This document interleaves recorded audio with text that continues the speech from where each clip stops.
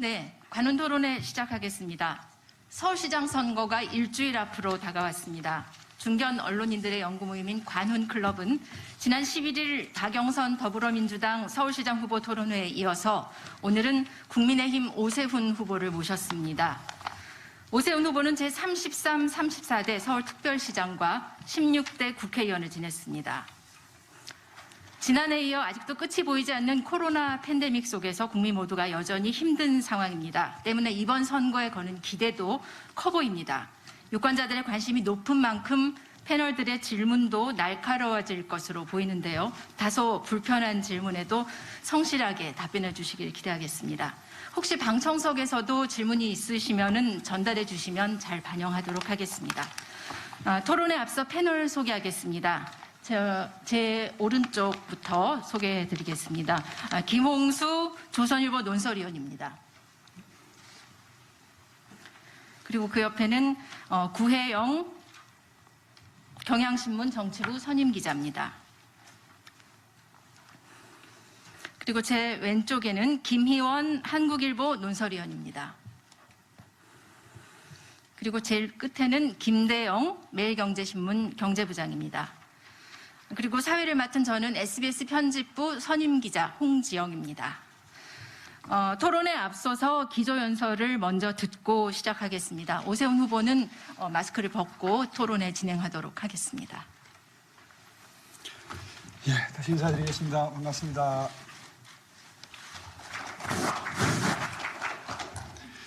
고맙습니다. 네, 안녕하십니까. 야권 통합 서울시장 후보 오세훈입니다.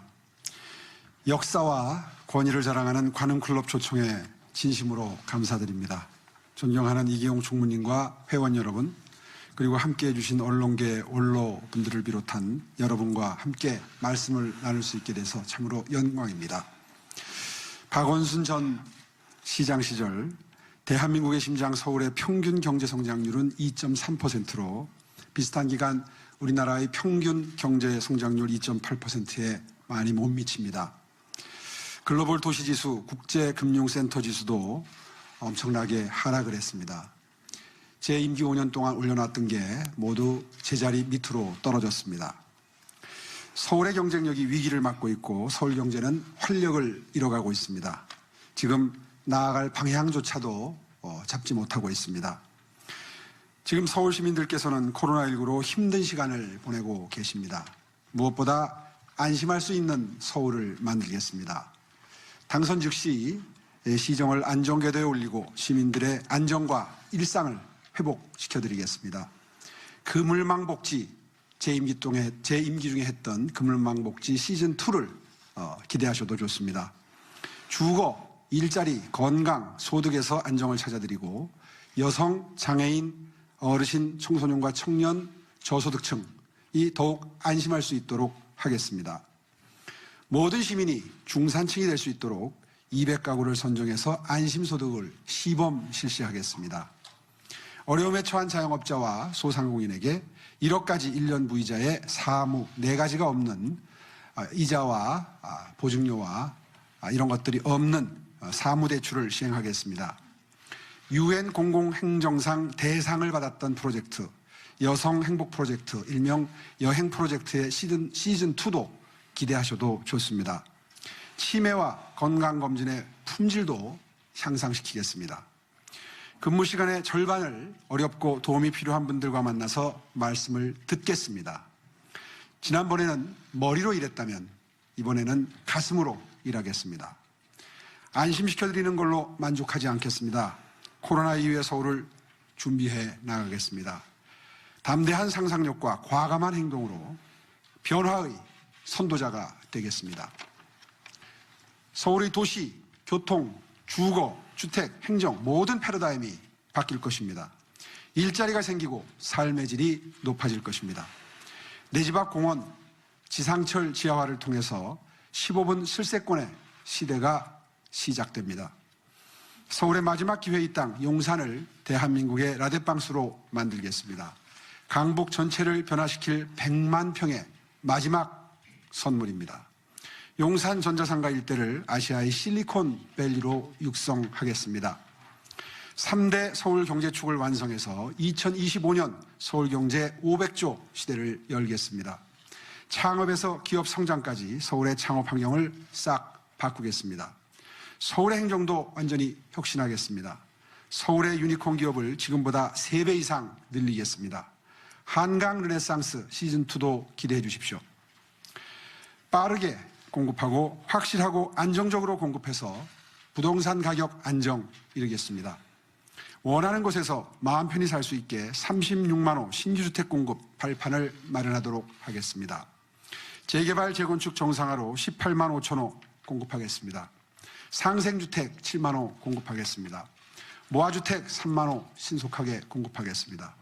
기존의 공급계획 7만 5천 호도 차질 없이 추진될 것입니다. 서울시민 중에 1인 가구 비중이 34%를 넘어섰습니다.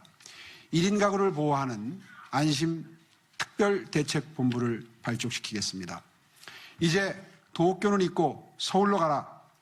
이런 평가를 제 임기 마지막 즈음에 들었었습니다.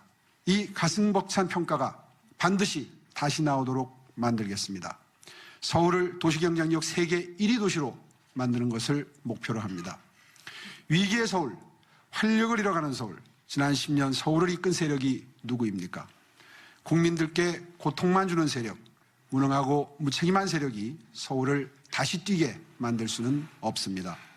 경험이 있고 비전이 있습니다. 서울 시민을 위한 열정과 의지도 있습니다. 대한민국의 심장 서울을 다시 뛰도록 하겠습니다. 공정과 상생의 서울을 만들겠습니다. 시민 여러분께서 함께 해주실 것으로 굳게 믿습니다. 감사합니다. 네, 기조토론 잘 들었습니다. 오 후보님 어젯밤 늦게까지 고생 많으셨죠? 방송 토론에 이틀 이어졌는데 잘 봤습니다. 두 후보 토론이 날이 갈수록 점점 치열해지는 그런 느낌인데요. 어제도 역시 내곡동 땅 문제가 토론회에서 가장 큰 화두가 됐던 것 같습니다. 저는 개인적으로 어제 박영선 후보가 제시한 내곡동 땅 그 지도가 눈에 띄었습니다. 문제가 된 땅이 이명박 전 대통령 사저, 그리고 형인 이상득 전 의원 땅, 그 옆에 후보님 처가 땅이 이렇게 붙어 있는 지도를 어제 처음 본 건데요. 이 부분에 대해서 오세훈 후보님의 해명이 좀 필요할 것 같습니다. 설명 듣고 싶습니다. 예, 어저께 밤늦게 토론을 하고 오늘 아침에 눈 뜨자마자 또 이곳으로 달려왔기 때문에 그 이명박 전 대통령님과 이상득 전 의장님 땅이 어느 위치에 있는지, 지도상에 어디에 표시되어 있는지 저는 사실은 잘 모릅니다. 다만 우리 처가의 땅은 이런 형태로 생겼습니다. 처가의 땅이 바로 이 위치 가운데에 들어가 있는데요. 위치를 보시면 아시겠지만 이 위치를 제외하자면 여기를 다 잘라내야 합니다. 아시다시피 이런 식으로 아파트가 들어서는 것 주변은 아파트가 들어서고 나면 땅값이 오르지요. 여기 표시해 놓은 것처럼 내곡동 일대의 주변의 현재 시대는 평당 2천만 원에 거래가 되고 있습니다. 따라서 제 처가의 땅이 있었다고 해서 이 땅을 만약에 제척했다면, 다시 말해서 민주당이 초기에 주장했던 것처럼 이 땅을 제외했다면 저희 처갓집은 상당한 돈을 벌었을 겁니다. 아마 10배 가까이 벌었겠죠. 그런데 그런 일은 일어나지 않았습니다. 왜냐하면 제 마음속에 처갓집의 내곡동 땅이 자리하고 있지 않았습니다. 시장 시절에. 물론 선거를 치를 때 재산 공개를 하면서 내곡동 땅이 8분의 1 지분, 저희 아내의 8분의 1 지분이 그 재산 공개 내역에 들어가긴 합니다. 그런데 사실 우리나라의 대부분의 남성들이 그렇듯이 내곡동 땅에 대해서 물어보는 것도 민망합니다, 사실. 어떤 땅이냐, 어디에 있느냐, 가치가 얼마나 나가느냐, 이거 물어봅니까? 사실 물어보게 되지 않습니다. 그냥 처갓집에 상속받은 땅이 하나 있구나, 강남 어딘가에 있구나 정도로 생각을 했던 게 사실이고요. 제 임기 5년 동안 이것을 의식하고 제가 행정행위를 한 적은 단 한 번도 없습니다. 다시 말해서 제 마음속에 없었던 겁니다. 이제 그 해명을 처음에 내곡동 땅의 존재조차도 몰랐다, 이제 이런 표현을 해놓으니까 알았는데 왜 몰랐다고 하느냐, 이제 논쟁이 그쪽으로 옮겨붙는데 하나의 빌미를 제공한 셈입니다. 다시 한번 분명히 말씀드리지만 내곡동에 돌아가신 장인어른 1970년에 돌아가셨으니까요. 제 아내 초등학교 4학년 때입니다. 돌아가셨는데 40년 정도를 그 이후에 갖고 있었던 땅이 정부에 의해서 강제 수용이 된 겁니다. 그 부분에 대해서 이제는 오해가 많이 풀린 것 같아요. 상속된 땅이라는 것은 이미 다 알려진 것 같고. 자, 그렇다 그러면 결정에 관여했는가? 다시 말해서 이 문제의 땅이 처음에는 이제 국민 임대주택 단지로 지정이 된 거거든요. 그러다가 이제 MB, 그러니까 이명박 전 시장이 대통령이 되시면서 보금자리 주택 정책을 하면서 이제 이름이 바뀐 거에 불과합니다. 그런데 지금 보시는 것처럼 1904년 노무현 정부의 국민 임대주택 단지로 추진되기 시작합니다. 제가 2006년 7월에 시장으로 취임을 했으니까요. 2004년부터 이 논의가 시작된 걸 보면 얼마나 역사가 오래된 곳인지 아마 아시게 될 겁니다. 논의를 그렇게 해서 제 시장 취임 전인 2006년 3월에 지구 지정이 제한이 됩니다. 지구 지정 제한이라고 하는 것은 이제 이 일을 해야 될 SH공사가 국토부에 여기를 국민 임대주택 단지로 지정을 하려고 합니다라고 제안을 하는 거죠. 다시 말해서 이명박 전 시장님 시절의 일입니다. 그 시절에 이런 일이 있었다는 것을 입증할 수 있는 자료는 굉장히 많습니다. 여기에 서류들을 제가 다 들고 나왔는데요. 처음에 2006년 3월 달에 지금 말씀드린 이 지구 지정한 제안서입니다. 이게 공문서입니다. 이런 공문서가 있고요. 그 다음에 국민임대주택 예정지구 지정제안서의 실제 내용은 이 뒤에 이렇게 붙어 있습니다. 첨부서로. 이건 뭐 분명한 사실입니다. 그러니까 이건 뭐 여러 차례 말씀을 드렸기 때문에 이미 다 숙지하신 분들도 계시리라고 생각을 합니다. 그 다음에 이곳이 그린벨트다 보니까 풀어야 되느냐 말아야 되느냐를 놓고 중앙정부의 국토부와 환경부 그리고 SH공사 간에 계속 공문이 왔다 갔다 하면서 논의가 시작이 됩니다. 이 논의가 한 3년 정도 지속이 됩니다. 그러다가 2007년 3월 29일 날 중앙도시계획위원회, 다시 말해서 국토부 산하죠. 국토부 산하. 이때는 아직까지도 노무현 정부입니다. 노무현 정부 2008년 2월 3월 달에 취임하셨나요? 이명박 대통령께서. 그렇게 되니까 2007년 3월이면 아직 노무현 정부 말기입니다. 이때 중앙도시계획위원회에서 심의를 합니다. 해서 이 문제의 땅, 내곡동 땅에 대해서는 여기에 써 있는데요. 내곡동 땅을 이제 편입시키기로 결정을 합니다. 그런데 민주당에서 문제를 제기하는 것은 이 과정에 그린벨트가 풀리는데 어떻게 시장이 몰랐느냐. 이제 이런 문제 제기를 하고 있는 거죠. 짐작으로. 이렇게 됩니다. 이미 제가 시장으로 취임하기 전에 이명박 시장님 시절에 이 지역을 그린벨트를 풀고 국민 임대주택을 짓겠다고 아까 보신 공문서대로 논의가 되기 시작했기 때문에 그 이후에 시장에게 다시 보고할 필요가 없었겠죠. 당연히 짐작하시겠지만.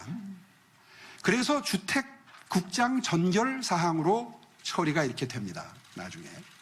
원래 서울시에는 시장까지 결재가 올라오는 사안이 있고 국장 전결, 과장 전결 뭐 이런 사안들이 있습니다.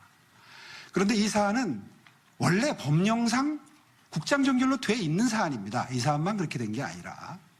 더군다나 이미 전임 시장님 시절에 가닥이 잡혀 있었기 때문에 저한테 보고할 이유가 전혀 없었겠죠. 실제로 이 문제를 집중적으로 한 3회, 4회 연속 지금 집중 취재를 하고 있는 KBS 측에서도 상당한 시간을 할애해서 당시에 주택국장을 취재했던 그 녹음을 해가지고 자막 처리를 해가지고 나간 9시 뉴스 시간 그 뉴스를 보면 그 주택국장이 KBS 뉴스에 이렇게 말한 게 이미 방송이 됐습니다. 이 사안은 시장께 보고된 사항이 아니다. 시장에게 단 한 번도 보고하지 않았다. 왜냐하면 이미 가닥이 잡혀서 논의가 SH공사와 국토부 사이에 계속 진척이 되고 있는 상황에서 시장께 보고할 이유도 없었을 것이다라는 취지의 이야기를 합니다. 그건 KBS도 그대로 방영을 했습니다. 그런 상태에서 제가 알 수 있는 일이 있었겠습니까? 이 사안에 대해서. 이건 상상을 못하는 일이죠. 그러다가 또 이런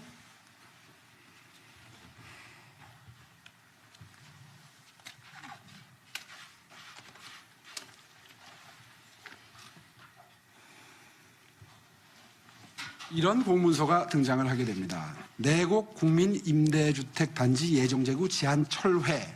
왜 갑자기 철회가 되느냐? 국민임대주택이 보금자리주택으로 법이 바뀝니다. 그러니까 공무원들은 이런 경우에 형식적인 처리를 해야 됩니다. 왜냐하면 원래 국민임대주택 단지였는데 비슷하게 임대주택과 분양주택이 한 6대4, 4대6 비율로 들어가는 똑같은 사업인데 사업명이 바뀌니까 전부 다 서류를 갈아 넣어야 되는 겁니다. 따라서 이 제한 철회를 하는 과정에서 서울시를 경유하게 됩니다. 이 서류가.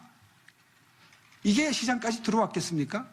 법이 바뀌어서 이름만 전부 바꿔놓는 형식적인 절차를 거치는 업무를 처리했는데 이것까지 시장 결재를 받았을 리는 저는 없다고 생각합니다.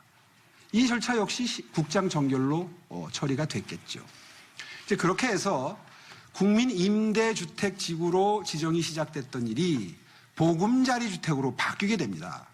그런데 분명한 것은 이 일이 진행되면서 이번에 문제가 되면서 선거 때 천준호 의원이라는 분이 박원순 시장의 비서실장 출신입니다.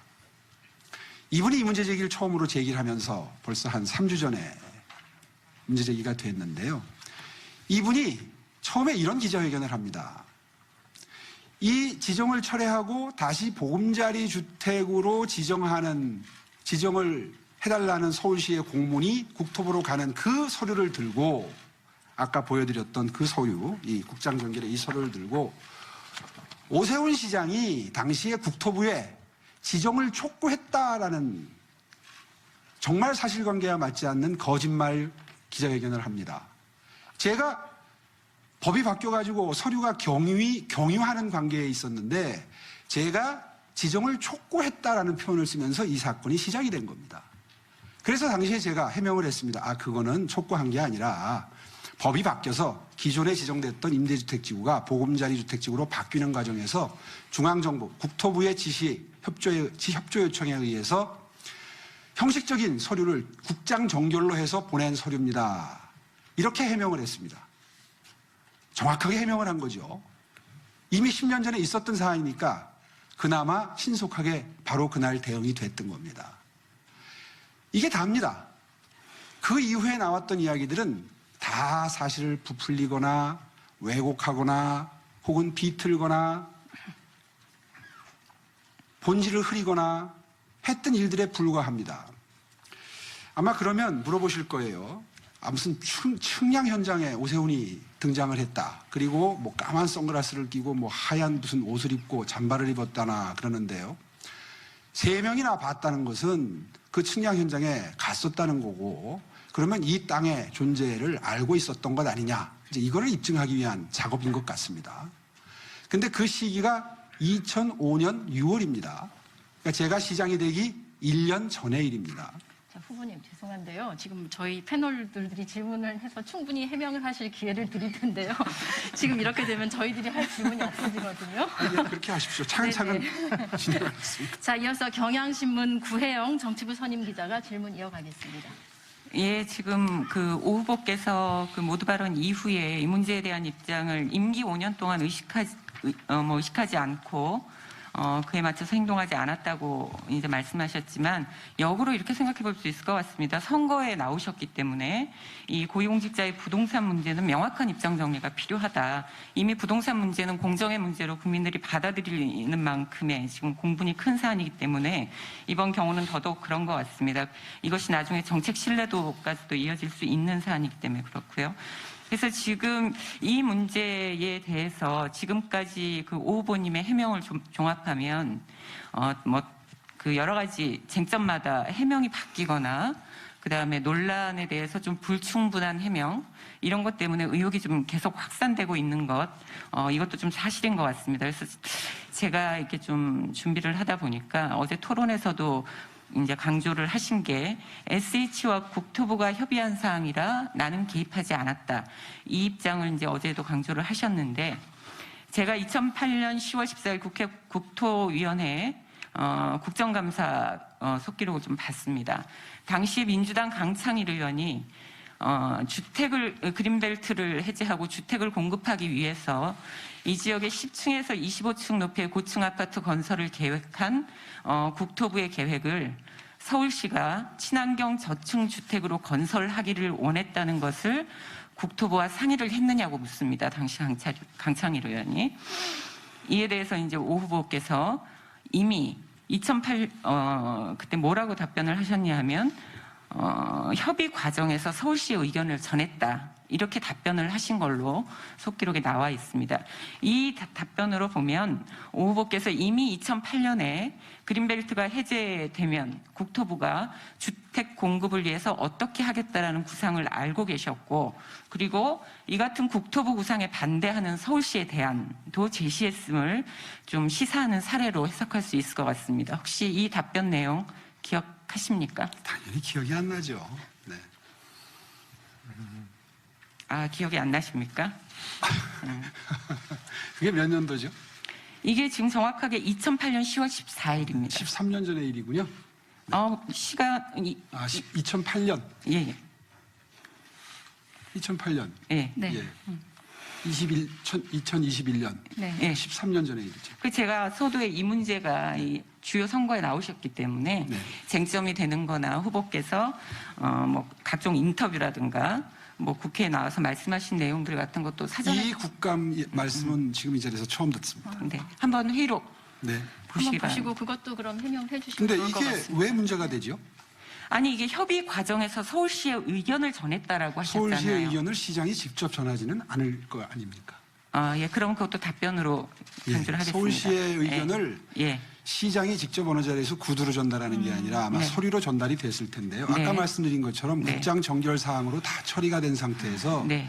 아마 이 질문이 미리 네. 사전에 예측이 됐을 거고 네. 그러니까 이거는 사전에 다 의견을 전달했습니다. 네. 국감을 준비하면요.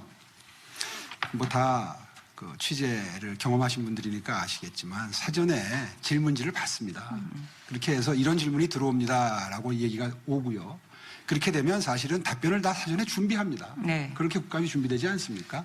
그러니까 밑에서 이 질문이 아까 강창일 의원이라고 그러셨나요? 예. 네, 의원님이 이 자료를 요청했습니다 하면 질문을 예측을 하죠. 네. 담당 부서에서. 네. 그래서 그 전날 하루 종일 쭉 보고 공부를 합니다. 네. 그래서 이런 질문이 나오면 이렇게 모범 답안이 다 미리 제 책상에 올라오죠. 예. 하루 종일 이제 들여다보고 거기에 맞춰서 답변을 합니다. 그러니까 네. 마치 속기록을 보면 제가 그 자리에서 기억을 하고 답변한 것처럼 모양이 돼 있지만 사실상 국감회의록은 그런 식으로 작성이 된다는 것을 국민 여러분 이해해 주시면 되겠습니다.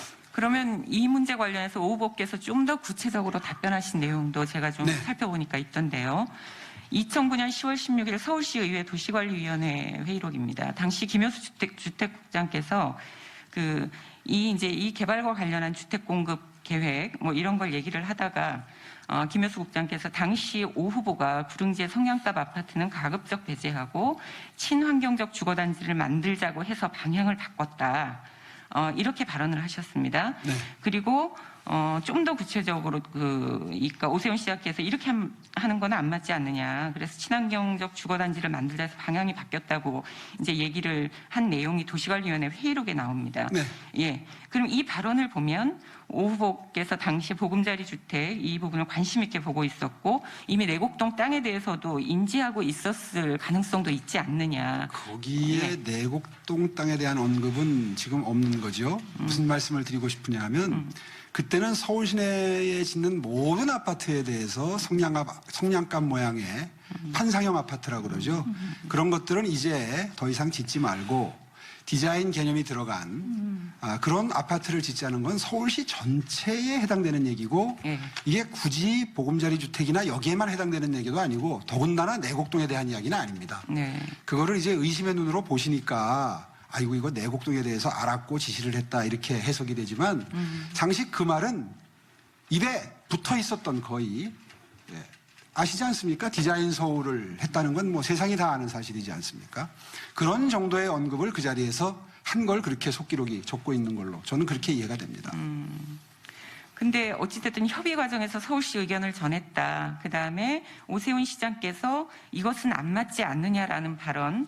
이런 걸로 보면 물론 정결 사항이라고는 말씀하셨지만 이 정도 답변을 하시려면 최소한 보고를 받으시거나 이 정도 내용을 어느 정도 좀 알고 있는 상태에서 답변하지 않았겠느냐. 그렇다면 이거는 2008년에 그린벨트가 해제될 때 국토부가 어떤 구상을 갖고 있었고 그리고 서울시는 이 구상에 어떻게 반대한다라는 걸 사전에 좀 의견 교환을 하지 않으셨을까라는 추측이 좀 가능한데요.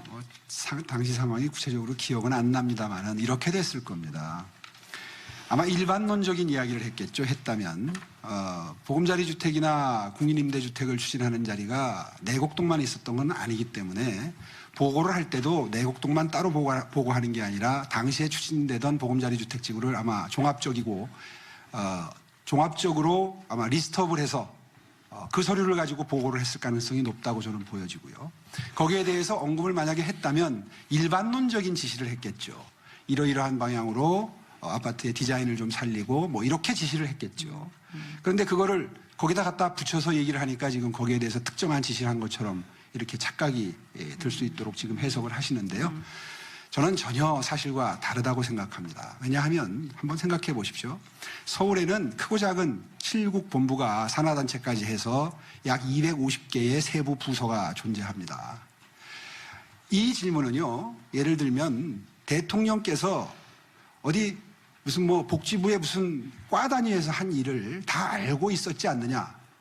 복지에 좀 신경 써라 라고 하니까 그 복지부서에 대한 이야기를 언급한 거 아니냐. 이런 식으로 갖다 붙여서 해석하는 것과 거의 다를 바 없는 그런 해석이라고 생각합니다. 어느 조직이든 총책임을 지는 지휘자는 포괄적이고 보편적인 지시를 합니다. 특정 사업의 경우에 어떻게 해라 구체적으로 얘기하는 건 그건 과장이나 계장이 해야 될 일이지요. 그리고 과장이나 계장이 직접 들어와서 보고하는 일도 극히 드뭅니다. 아주 시급한 현안이거나 하지 않으면 통상 국장님이나 본부장님을 통해서 보고를 하지요. 이제 그런 상황이 시의회 속기록에 그런 식으로 인용이 되어 있다고 해서 이걸 보금자리 주택, 특히 내곡지구를 알고 지시한 것 아니냐. 이거는 정말 큰 전강부회입니다. 예, 그 정도쯤에서 그럼 정리하시고 예. 추가 질문 있으신가요? 예, 그러면 다음 질문으로 넘어가 볼까요? 네. 거듭되는 그 보고 관련된 내용인데요. 네. 그 오후께서는 내곡동 그린벨트 해제 그리고 주택지구 지정은 주택국장 전결 사항이라서 시장이 알지 못했다 이렇게 해명을 하고 있습니다.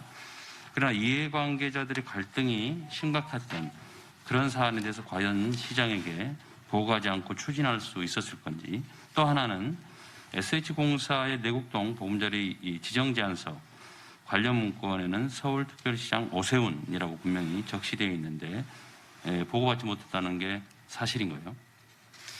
예, 사실 이 정도 사안은요, 이해관계자들이 갈등이 있는 사안에 들지도 못합니다. 사실은 재건축, 재개발 현장 같은 곳은요, 엄청난 갈등이 존재하고 정말 시장이 관심을 기울여서 갈등을 해소해야 될 그런 사건들이 빈발하는 곳입니다. 그런데 그린벨트를 해제하고 그 지역에 땅을 수용하는 정도의 일은 이거는 거의 갈등이 없는 일이나 마찬가지입니다. 물론 보상가에 대해서 늘 토지주들은 불만이 많지요. 대한민국 정부를 비롯해서 어느 나라 정부든지 간에 땅을 수용하는데 충분한 돈을 대가를 지불하고 수용하는 경우는 잘 없습니다. 그리고 실제로 저도 이번에 이제 문제가 되고 나서 이 사건을 많이 처리했던 법조인, 그러니까 다시 말해서 토지를 수용하는 업무를 처리했던 분들이나 또 그 사건을 주로 했던 법관들에게 물어봤습니다. 그랬더니 통상 정상적으로 팔면 거래하면 얻을 수 있는 토지 가격의 약 90% 정도를 토지 수용가로 결정을 하고 소송을 제기해 오면 마지못해 한 10% 정도를 더 보태서 소송 비용 정도 빠질 수 있을 정도의 금액을 보태서 수용 판결을 한다고 합니다. 법원에서도. 그러니까 대부분 이 토지 수용 가격을 통보받는 주체들은 처음엔 다 분노하죠. 내 땅이 왜 이거밖에 가격이 안 가느냐. 그러다가 소송하게 되면 법원에 불려다녀야죠. 비용 쓰지요. 그리고 결국 올려주는 건 변호사들이 한 10%, 15% 올라갑니다. 그러면 이익을 비교하게 되죠. 내가 이렇게 노력을 기울이고 시간을 뺏기고 돈을 쓰고 변호사 비용 쓰고 해가지고 이거 정도 더 받으면 이거 소송하는 게 나은가 많아. 고민하다가 결국 결론은 아유 그냥 준다는 돈 받자 이런 쪽이 대부분이고요. 그중에서 이제 권리의식이 특히 강한 분들은 법원까지 사건을 가지고 가게 됩니다. 보통 이런 과정을 거치게 되는데 지금 이 정도로 이해관계가 큰데 이게 시장에게 보고가 안 됐느냐 이런 말씀을 하시는 건 전 사실은 지금 제가 설명드린 바에 비추어 봐서 전혀 이해하기 힘든 사안이라는 말씀을 드리고요. 그 다음에 공문서에 서울시장 직인이 찍혔다. 아까 여기도 찍혀 있지 않습니까? 보여드렸던 이 서류에도 찍혀 있는데요. 국장 전결 사항도 외부로 서류가 나갈 때는 항상 서울시장 직인을 찍습니다. 그건 과장 전결도 마찬가지입니다. 그렇기 때문에 그리고 이것은 관행이 아닙니다. 법령에 그렇게 되어 있습니다. 그래서 박원순 시장 시절에도 똑같이 이런 관행대로 이런 법령대로 사건이 서류가 처리가 됐거든요. 그러니까 이렇게 중요한 일이 이 사건 하나만 떼어놓고 보면 아니 그린벨트가 풀리는 중요한 사안인데 어떻게 국장 전결이야 라고 말씀하시겠지만 이런 정도의 사안은 서울시에서 그렇게 뭐 희귀한 경우도 전혀 아니고요. 그리고 기존의 법령에 입각해서 국장 전결로 처리한 전형적인 사례였다는 거 오해가 없었으면 좋겠습니다. 예, 이어서 김홍수 위원 네, 저도 하나 질문 드리겠습니다. 그 내곡동 의혹 건은 제가 보기에는 초기에 이제 오 후보님의 해명 내용이 뭐 상식적이지 않아서 의혹 제기가 계속 확대 재생산되는 게 아니냐 이런 생각이 듭니다. 그러니까 내곡동 땅 그 국민임대주택 지구 지정이라든지 보금자리 주택 재지정이라든지 이런 게 다 오 후보님이 그 서울시장 재직 시절에 이제 있었던 일이고 2000년 국회의원 선거 때 그리고 2008년 서울시장 그 재산 신고 항목에도 그 내용이 들어 있었기 때문에 그런데 오 후보님이 초기에 땅 존재도 몰랐다, 임대주택 지정 몰랐다 이렇게 말씀을 하시니까 이게 뭐지 상식적이지 않다, 잘 납득이 안 된다 이런 의견이 이제 확산이 된 것 같습니다. 이게 혹시 어떤 착각이 있었던 겁니까? 아니면 무슨 말 실수 같은 게 있었던 건가요? 착각이라기보다도 그렇게 지적을 하시니까 제가 좀 반성을 하게 되는데요. 존재조차 몰랐다라는 표현이 빌미가 된 것 같습니다. 정확한 표현은 제 의식 속에 없었다 이렇게 표현했으면 참 좋았을 뻔했다는 생각이 지금 듭니다. 사실 선거하면 선거 현장에서 갑작스러운 질문을 받을 때가 많습니다. 그럴 때 사실은 답변이 하고 싶은 게 있어도 참았다가 돌아가서 캠프에 확인을 지시하고 확인돼서 돌아오는데 적어도 반나절이나 하루 이틀이 걸리죠. 이번 사건은 처음에 그렇게 대처를 했었으면 더 좋을 뻔했습니다. 그런데 지금 명백하게 기억이 나는 것이요. 그날 아침에 마곡지구에서 뭔가 그 현장에서 서남권 발전 방안에 관한 브리핑을 하는 언론을 모시고 하는 그 행사가 있었습니다. 그 행사가 제 기억이 한 10시나 10시 반 정도였는데 이 문제의 기자회견을 그쪽으로 가는 과정에 천준호 의원이 기자회견을 한다는 사실을 차 속에서 알았습니다. 이런 경우에 보통 후보자는 고민을 합니다. 이게 나가게 되면 바로 확산이 될 텐데 최대한 빠르게 대처를 해야 된다는 강박관념이 생기죠. 그래서 빠르게 이거 방안이 없느냐 그랬더니 10년 전에 해명한 자료가 있습니다. 그래서 그거를 요즘에는 이제 모바일 시대니까 휴대폰으로 받았어요. 순식간에. 사실은 기자회견 내용이나 기자회견을 한다는 사실을 기자회견 하기 전에 한 1시간 전쯤에 알게 된 것 같아요. 그래서 미리 대처가 가능했던 거죠. 그래서 천준호 의원이 기자회견을 한 직후에 제 해명이 나갑니다. 첫 해명이 나갑니다. 사실은 이러한 신속한 대처에 당시는 굉장히 만족을 했습니다. 왜냐하면 거의 동시에 나갔기 때문에 기사에 반론까지 같이 실렸으니까요. 사실은 신속성 필요로 하는 신속한 대처에는 성공을 했죠. 그런데 이제 문제가 생기기 시작한 것이 그 다음입니다. 왜냐하면 10년 전에 해명할 때 썼던 표현을 그대로 쓴 겁니다. 이제 그러다 보니까 본의 아니게 표현이 과한 표현이 있었고 부정확한 표현이 있었고 그렇게 된 거죠. 그렇게 된 것이 시작이었고요. 그 다음에 이 존재도 몰랐다는 표현은 그 다음 날 하룻밤인가 이틀밤을 잔 다음에 나온 표현인데요. 솔직히 말해서 아까도 말씀드린 대로 이미 처갓집에 상속받은 재산이고 분명한 것은 큰 처남이 8분의 3 지분이고 작은 처남이 8분의 2 지분이고 저희 처갓집이 2남 2녀입니다, 형제가. 그 다음에 제 처와 처제가 8분의 1, 장모님이 8분의 1 이렇게 상속받은 땅인데요. 8분의 3이나 8분의 2를 상속받은 큰 처남과 작은 처남이 있는데 서로 집사람이 이번에 우리 몫으로 이 땅 강제 수용된 거 얼마가 나왔다라고 저한테 그때 뭐 한 계산을 해보니까 한 4억 세금 띄고 나면 한 4억 정도 되겠더라고요. 4억 정도 되는 돈을 받았다. 이런 얘기를 들으면 통상의 대한민국 남편들은 반응이 어떨까요? 아 그래? 아유 참 큰 도움 되겠다 이거. 아유 고맙네. 장모님께 다음에 만나면 고맙다고 말씀드려야 되겠네. 이 정도 아니겠어요? 사실 그러고 나서 새까맣게 까먹는 겁니다. 이걸 계속해서 의식하고 내곡동 땅에서 우리가 뭔가 보상을 받았다는 걸 의식하고 일을 하게 됩니까? 그 전에도 역시 마찬가지죠. 재산 신고하는데 그 전에는 내곡동 땅이 있다는 사실도 알지 못했겠죠. 처갓집에 예, 시간을 너무 아니 이건 설명을 좀 드려야 되겠습니다. 너무 그동안 했던 질문들도 있고 그래서요. 또 아마 저 패널들 답변을 통해서 질문하실 시간 충분히 있으실 것 같고요. 이어서 그러면 아니 말실수가 하실까요? 나온 네, 김에 말실수 그러면- 얘기를 계속해서 네, 아니 예, 그러니까 지금 사실 말씀하신 대로 해명이 조금씩 바뀌고 표현이 바뀌고 구체적인 그 팩트를 조금씩 바뀌면서 논란을 키운 면이 없잖아 있습니다.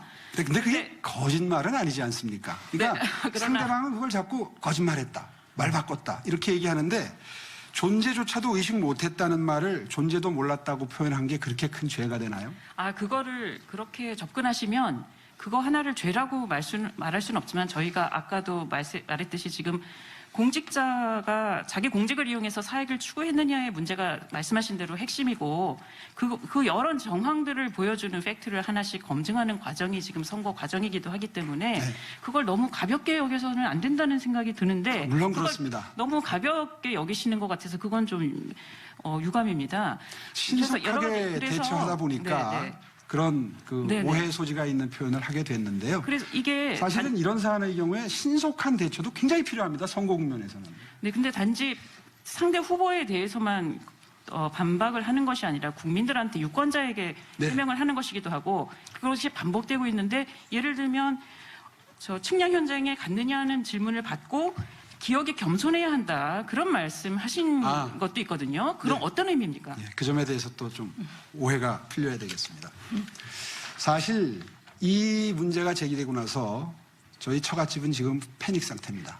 거의 뭐 초토화 상태입니다.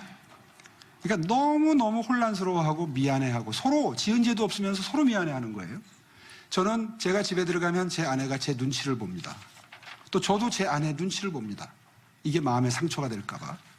또 장모님은 장모님대로 펄펄 뛰시다가 그러다가 또 그 다음 날은 전화해서 걱정하시다가 지금 이런 모습이 온 집안을 지금 힘들게 하고 있습니다. 이제 이런 상황에서 그 기억에 겸손해야 된다는 표현을 하게 됐는데요. 왜 그러냐 하면요. 처음에 큰 처남이 분명히 갔다는 겁니다. 당시에 장인어른은 지금 제가 말씀드리는 장인어른은 이제 장모님과 재혼하신 사실혼 관계에 있는 장인어르신입니다. 지금 사실혼 관계가 거의 40년 가까이 지속이 돼서요. 굉장히 아름다운 로맨스로 보도가 되고 뭐 그런 적도 있는데요. 그 장인어른은 분명히 가셨습니다. 그런데 그 장인어른조차도 누가 같이 갔는지 지금 기억을 못 하세요. 큰 처남은 근데 제가 안 간 건 분명하다고 말씀을 하십니다. 근데 큰 처남은 분명히 갔습니다. 여러 사람 장인어른도 기억을 하세요. 그런데 큰 처남은 작은 처남이 간 걸 기억을 못 합니다. 근데 작은 처남은 자기도 잠깐 갔다 왔다고 또 기억을 합니다. 이게 16년 전의 일이다 보니까 사람의 기억력이 그런 대화를 하는 걸 제가 옆에서 이렇게 지켜보면서 저 역시도 뭐 전혀 안 갔죠. 제 기억이 없어요. 이런 모습을 제가 이렇게 지켜보면서 야, 이거 사람의 기억력은 믿을 게 못 되는구나. 예, KBS라는 유력 언론이 이건 말씀을 좀 드려야 되겠습니다. KBS라는 유력 언론이 계속해서 증인을 발굴을 해가지고 뭐 측량 팀장도 저를 봤다. 측량 현장에서 뭐 누구도 봤다. 뭐 밥까지 같이 먹었다. 이렇게 보도를 하는 걸 보고 처음에는 분노했지만 지금은 저도 이거 내가 갔는데 기억 못하는 거 아니야? 처남들처럼 나도 기억이 이게 흐려져서 더군다나 기억력이라는 건 그런 특성이 있습니다. 계속해서 반복적으로 그 언급을 하거나 다른 사람과 대화를 할 때 그거를 소재로 쓰거나 하면 기억이 계속 유지가 되거나 강화가 됩니다. 그런데 그 일을 그다음부터 한 번도 얘기를 안 하면 5, 6년만 지나도 뭘 했는지 전혀 기억 못하는 게 인간의 기억력입니다. 그래서 그날 토론회 때 답변을 할 때 전 분명히 안 갔습니다. 그런데 기억력 앞에 겸손해야 된다는 사실은 저는 알고 있는 사람입니다. 라는 표현을 썼습니다. 전 지금도 말바꾸기라는 공격을 계속 받으시니까 거기에 대해서 본인의 기억이 너무 오래된 일이기 때문에 잘 모를 수가 있고 착오가 생길 수 있다라는 그런 정도로 저희가 이해를 하면 될 것 같은데요. 그렇습니다. 네, 이 논란이 너무 길어지는 것 같아서 지금 내곡동 땅 관련해서 대강 저희가 이야기를 하기는 해야겠지만 거의 다 짚은 것 같고 한 가지 문제 정도가 남은 것 같습니다. 그 보상 문제 가지고 여전히 조금 풀리지 않는 의문이 네. 있기 때문에 그 부분에 대해서 매일경제 김대웅 의원 질문하시겠습니다. 네, 그 내곡동 땅 공시지가가 2005년에 43만 원입니다. 근데 2010년 보금자리 주택지구로 지정되면서 148만 원으로 뛰었습니다. 5년 만에 3배가 넘게 올라서 36억 정도 보상을 받았고요. 근데 5년 만에 올랐다고요? 보상을 그렇게 받았다는 거죠. 36억. 그래서 내곡동 땅으로 오히려 손해를 봤다 이런 말씀을 얼핏 한 적이 있으신데 그게 어떤 근거로 그렇게 말씀하시는지 하고요. 안 그래도 그 질문이 나올 것 같아서 또 많은 사람들은 이 그린벨트가 풀리고 토지 보상을 받는 것 자체가 혜택이라고 보는 시각들이 많습니다. 전혀 그렇지 않고요. 네, 그래서 후보님의 시각과 일반인들의 시각이 약간 갭이 제가 있는 설명을 좀 차이가 있는데 그 드리겠습니다. 부분에 대해서 조금 말씀해 주시죠. 이렇게 되죠. 그린벨트가 풀려서 보상을 받게 되면 뭐 이익을 보는 지역도 있을 수 있고 손해를 보는 지역도 있을 수 있지만 정확한 것은 제가 아까 말씀드리다가 시간 관계상 제지를 당했는데요. 토지보상 업무를 한 분들 대부분의 공통된 의견은 실제로 팔면 받을 수 있는 가격의 한 10%에서 20% 적은 금액을 정부가 제시하는 게 통례고 소송을 하게 되면 한 15%에서 만 20%까지 더 받는 판결이 나오는 경우가 간혹 있다고는 합니다. 그래서 이건 제가 초기에 해명했던 자료인데요. 이 위치에 이어서 이 토지 보상가입니다. 저희 처가가 받은 게 약 4,443제곱미터, 1,000평이 좀 넘죠. 여기에 평당 271만 원으로 보상을 받았습니다. 그런데 2011년도 보상받을 당시에 국토교통부 실거래가 시스템을 조회해 보니까 이 근처에서 거래된 사례들을 바탕으로 한 당시의 시가를 보니까 들쭉날쭉하지만 평균 317만 6,038원이 나옵니다. 다시 말해서 평당 한 50만 원, 40만 원에서 50만 원을 손해를 본 것이지요. 아마 저희 장모님도 고민을 하셨을 겁니다. 이걸 받고 그냥 말아야 되나? 아니면 더 달라고 이의 신청을 한다거나 소송을 해야 되나? 그런데 이의 신청이나 소송의 길을 걷지 않으셨습니다. 아마 본인도 기억 못하시고 저도 지금 전혀 모르고 있는 상황이지만 속으로는 저는 그렇게 짐작을 합니다. 우리 사위가 그래도 서울시장을 했는데 장모라는 사람이 이 문제를 가지고 이의 신청을 하거나 돈을 더 달라고 소송을 하는 게 올바른 일이냐 아마 고민하셨을 거고 결과적으로 그냥 정부에서 제시한 금액을 그대로 받으셨습니다. 그 정부에서 제시한 보상가를 그대로 받으셨는데 그 금액이 시가보다 분명 평당 4, 50만 원이 적은 금액입니다. 자, 이렇게 되면 이제 종합을 해보면 노무현 정부 때 이 지역을 지정하기 시작했고 그 이후에 보금자리 주택으로 바뀌면서 형식적으로 서류가 오가는 절차 끝에 결국 이 지역에 보상이 이루어졌는데 그 보상의 결과가 시가보다 낮았다. 상식적으로 생각해 보십시오. 그린벨트를 풀면서 그린벨트가 풀린 상황을 전제로 가격이 오른 걸 기준으로 보상하는 나라가 있습니까? 그렇게 일하면 국민 혈세를 낭비하는 거지요. 그린벨트로 풀리기 전에 가격을 전제로 보상가를 산정하다 보니까 당시에 보상 시점에 거래되는 금액보다 낮아질 수밖에 없었던 걸 좀 전에 자료로 보시지 않았습니까? 그러면 모든 문제가 다 해명이 된 겁니다. 당시의 시가보다 단 1원이라도 더 받았다면 그러면 당시의 시장의 영향력이 뭔가 거기에 미쳤다고 오해할 소지가 있습니다. 그런데 중요한 것은 시가보다 낮게 보상받았다는 거예요. 그런데 여기에 무슨 오해의 소지가 있다고 이걸 이렇게 서울 시민들은 지금 비전과 정책을 듣고 싶은 시점인데 계속해서 관훈 토론에서조차 지금 거의 45분 동안 이 얘기만. 이게 서울 시민 여러분들은 지금 손해보고 계시는 겁니다. 오세훈 시장의 비전을 들을 수 없는 자, 그럼 이런 이제 일이 생기는 겁니다. 비전을 좀 더 들어보도록 해야 될 것 같습니다. 이번 판단은 이제 유권자들에게 넘기고요. 다음 주제로 넘어가 보겠습니다. 이번 선거에서 지금 이 내곡동 문제가 떠오른 이유가 가장 그 부동산 문제가 큰 이슈가 되다 보니까 그렇게 된 것 같습니다. 최근 급등한 집값 때문에 두 후보 모두 부동산 가격 안정을 위한 공급 확대, 규제 완화 이런 것들을 골자로 하고 있죠. 오세훈 후보 공약과 실현 가능성 짚어보겠습니다. 이번에도 매일경제 김대영 경제부장부터 시작해 보겠습니다. 최근 공동주택 공시가격이 크게 올라서 보유세 폭탄 그런 단어가 유행처럼 쓰이고 있습니다. 일부 지자체는 중앙정부의 공시가 재산정을 요구하고 나섰습니다. 공시가가 가장 크게 오르는 데가 사실 지자체가 서울입니다. 만약에 서울시장이 되시면 이 문제에 대해서 어떻게 대처를 하고 해결책을 강구하실지 말씀해 주십시오. 예, 그래서 이 공시가가 오르는 것은 재산세, 종부세와 연결된 부분뿐만 아니라 건강보험료가 더 타격이 크십니다. 건강보험료를 포함해서 62가지의 각종 처리의 기준이 되지요. 한마디로 말해서 재산적 손해를 엄청나게 입게 되는 겁니다. 이 문제만큼은 분명히 해결을 해야 돼서요. 그래서 여러 가지 해법을 그동안 공약으로 제시를 했습니다. 첫째, 작년에 너무 올라서 지금 통보받고 있는 액수가 받고 나시면 전부 기절초풍할 정도로 가격이 올랐기 때문에 적어도 올해는 동결해야 된다는 게 제 입장입니다. 박영선 후보는 뭐 10%만 올리겠다고 하는데요. 작년에 그렇게 많이 올라서 거기에 10%만 올려도 그것도 타격이 큽니다. 그러니까 올해는 적어도 동결하는 게 옳다고 보고요.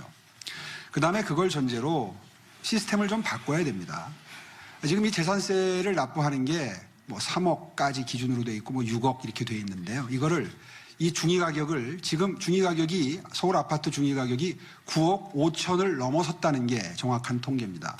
따라서 모든 기준을 6억에서 9억 정도로 옮기는 게 바람직하고요.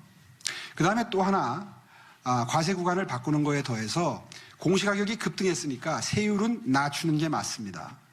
이거를 정부에 건의할 생각이고요. 그리고 아울러서 집 한 채만 가지고 계신 분들이 있습니다. 유일한 재산이 노후 대책으로 집을 하나 마련했는데 현금 수입이 없어요. 소득이 없는 분들입니다. 이런 분들의 경우는 집을 팔아야 한다는 얘기가 되는데 이건 너무 가혹합니다. 그래서 1가구 1주택의 경우에 소득이 없는 분들은 재산세를 면제해드리는 게 저는 옳다고 생각합니다. 앞으로 이것들은 전부 법 개정 사항이고 중앙정부 사항이기 때문에 서울시장이 되면 서울시장 자격으로서 정부와 협의를 해나갈 생각입니다. 공시가를 이렇게 급격하게 올린 데 따른 경제적인 불이익은 반드시 원위치시켜야 된다. 이게 저희 확고한 생각입니다. 제가 추가 질문 하나 드리고 싶은데 말씀하신 대로 그 재산세 보유세 개편 내용은 국회에서 입법상으로 고쳐야 될 내용이기 때문에 지금 국회 지형의 정치 지형에서는 야당 시장이 하기는 힘든 내용이 아닌가 싶습니다. 그러니까 이게 희망 고문에 그치지 않을까 우려하시는 목소리도 꽤 있다고 저는 보고 있습니다. 그래서 국회하고 협의를 하겠다는데 과연 어떤 식으로 해서 이 문제를 풀지. 왜냐하면 이게 이 보유세 강화라고 하는 것은 문재인 정부 부동산 정책의 뼈대에 해당되는 내용이기 때문에 절대 후퇴하지 않을 것 같거든요. 네. 예, 일리가 있는 지적이십니다. 그런데 이미 이 정부가 흔들리는 모습이 시작이 됐죠. 네, 어제 오늘 뉴스를 보면 이 부분에 대해서 이낙연 대표께서는 굉장히 후회한다, 잘못된 결정이었다, 통렬히 반성한다라는 취지의 말씀을 시작을 하셨습니다. 물론 선거가 일주일 앞으로 다가왔기 때문에 모면해보고자 하는 그런 표면적인 변화일 수도 있습니다. 그러나 대선이 다가오고 있습니다. 민주당은 특히 선거 앞에서 굉장히 적응이 빠른 정당입니다. 그래서 제가 시장이 돼서 이걸 본격적으로 논의를 제기하고 지속적으로 촉구하고 협의를 하고 하는 과정에서 충분히 내년 대선을 앞두고 바뀔 수 있다, 바뀔 것이다 라고 저는 기대합니다. 네, 그 부동산 공약의 근간이 또 재건축 재개발을 신속하게 하고 그리고 민간 개발을 활성화시켜서 주택 공급을 확대한다는 것인데요. 근데 이렇게 하면 공급은 사실상 빨리 하실 수 있을 것 같습니다만은 과거 우리가 경험을 보면 집값은 계속 오릅니다. 집값을 잡을 수는 없어요. 집값 안정이나 또 양극화를 좀 방지하는 거에 대해서는 어떤 고민이 있으십니까? 대책이 뭡니까? 네, 그렇습니다. 충분히 하실 수 있는 지적이시고 또 걱정이십니다. 사실 재건축, 재개발이 되면 주변의 집값을 일정 정도 자극하는 건 사실입니다. 그런데 문재인 정부나 박원순 시정이 결정적으로 실패한 부동산 정책에서 실패한 게 바로 그런 과도한 걱정 때문입니다. 실제로 약간 오르더라도 감수를 하면서 지속적으로 물량이 공급된다는 확신만 시장에 주었다면 지난 몇 년 동안 우리가 겪었던 부동산 가격 폭등과 같은 이런 대참사는 일어나지 않을 수 있었습니다. 사실 부동산 가격이 이렇게 폭등을 하면 자산 격차가 더 커지면서 양극화가 심해지지요. 그리고 그것이 결국 서민들의 가처분 소득을 줄이는 효과를 결과하기 때문에 시중에 돈이 흐름이 느려지고 통화량이 적어지지요. 따라서 불경기의 가장 큰 원인이 됩니다. 따라서 약간 오르는 것을 감수하면서 그것을 행정력을 동원해서 최대한 누르면서 주택을 공급하는 게 행정의 노하우입니다. 그런데 이 정부는 너무나 쉬운 길을 택했던 거죠. 무조건 재건축 재개발은 전부 다 억제를 해버린 겁니다. 억제하는 정도가 아니라 제가 지정했던 700여 지구의 재개발 재건축 지구 중에 약 400개를 박원순 시장이 전부 합법적인 모양을 갖추어서 시민 동의를 받는 형태를 갖추어서 해제를 해버렸습니다. 그 바람에 이런 주택시장 대참사가 벌어진 것이죠. 그래서 지금 질문이 일리가 있으신 겁니다. 자, 그러면 오세훈 시장은 어떻게 하겠느냐? 저는 이렇게 했습니다. SH공사가 공급하는 물량의 경우에는 시중 공급가보다 싸게 했습니다. 대표적인 사례가 마곡지구와 발산지구입니다. 마곡지구와 발산지구는 길 하나를 사이에 두고 있습니다. 강서구에. 제가 토지를 수용해서 토지를 분양할 때 건설원가를 계산을 해서 평당 한 600만 원 정도에 분양했던 걸로 기억을 합니다. 그런데 그걸 전부 수용해서 물려받았던 박원순 시장은 본인이 임기 때 투자한 것도 없으면서 발산지구를 그렇게 했죠. 근데 마곡지구를 분양을 하면서 그 2배 이상을 받았습니다. 싼 가격의 주택이 우리 동네에 수천 가구가 들어온다 라고 하는 사실을 알게 되면 그 동네의 거래가 일시적으로 줄어듭니다. 관망 상태로 들어가는 거죠. 이게 어떻게 가는지 한번 보고 나중에 사자. 소비자의 심리는 그렇게 됩니다. 그런데 이렇게 비싼 가격에 공급을 하게 되면 이제 집을 사도 되겠다라는 시그널이 되는 거죠. 그래서 오릅니다. 따라서 SH공사가 공급하는 물량의 경우에는 적어도 시중에서 공급하는 것보다 훨씬 싸게 할 수 있습니다. 이익을 덜 내면 됩니다. 왜냐하면 건설 원가는 그리 비싸지 않습니다. 서울의 집값은 땅값 때문에 비싼 겁니다. 싸게 수용을 했기 때문에 싸게 공급할 수 있는 게 SH나 LH의 역할입니다. 그런데 박원순 시정 10년 동안 제가 분양한 거에 몇 배씩 받고 분양을 했습니다. 철학이 없는 겁니다. 공공에서 분양하고 공공에서 공급하는 물량을 싸게 함으로써 시중에 미치는 영향을 선한 영향, 하향 안정화의 영향을 만들 수 있다는 걸 전혀 모르셨던 거죠. 챙기질 못한 겁니다. 이런 거야말로 시장이 챙기는 겁니다. 이런 것은 지침을 주지 않으면 SH공사나 LH공사의 본능대로 갑니다. 시장이 원리를 알고 있어야 그런 데 대해서 가끔 불러서 요즘에 얼마에 분양합니까? 이런 일 하는 게 시장입니다. 서류 하나에 사인하고 결제하고 이게 시장의 일이 아니에요. 큰 방향에 물꼬를 터주는 게 시장의 일인데 거기에서 박원순 시장은 철저히 실패를 했던 겁니다. 그렇게 해서 꾸준히 공급될 수 있는 물량을 약 25만 가구가 10년 동안 공급될 수 있는 걸 본인 스스로 차단해버렸습니다. 그것도 본인의 자충수 때문에. 기억하십니까? 후보님 잠깐 이제 옆길로 가는 것 같은데요. 저희가 지금 내곡동 문제 때문에 시간을 많이 썼습니다. 지금 토론에 남은 시간이 한 30분 정도밖에 안 되는 것 같은데요. 패널 여러분들께서도 준비된 질문 중에서 합칠 거는 합치고 해서 좀 빨리빨리 진행을 해야 될 것 같습니다. 일단 부동산 관련한 문제 중에서는 지금 거의 다 제가 두 가지 하시겠습니까? 질문인데 네. 그걸 합쳐서 예, 간단히 사회자께서 해주시고요. 이렇게 예, 말씀하셔서. 그리고 후보님도 오늘 지금 그동안 어제 그제 이틀 동안 마토론을 하시면서 하시고 싶은 말씀이 너무 많았던 것 같은데 질문도 축약해서 해주시고 답변도 가능한 한 짧게 네, 요점과 답변도 줄이겠습니다.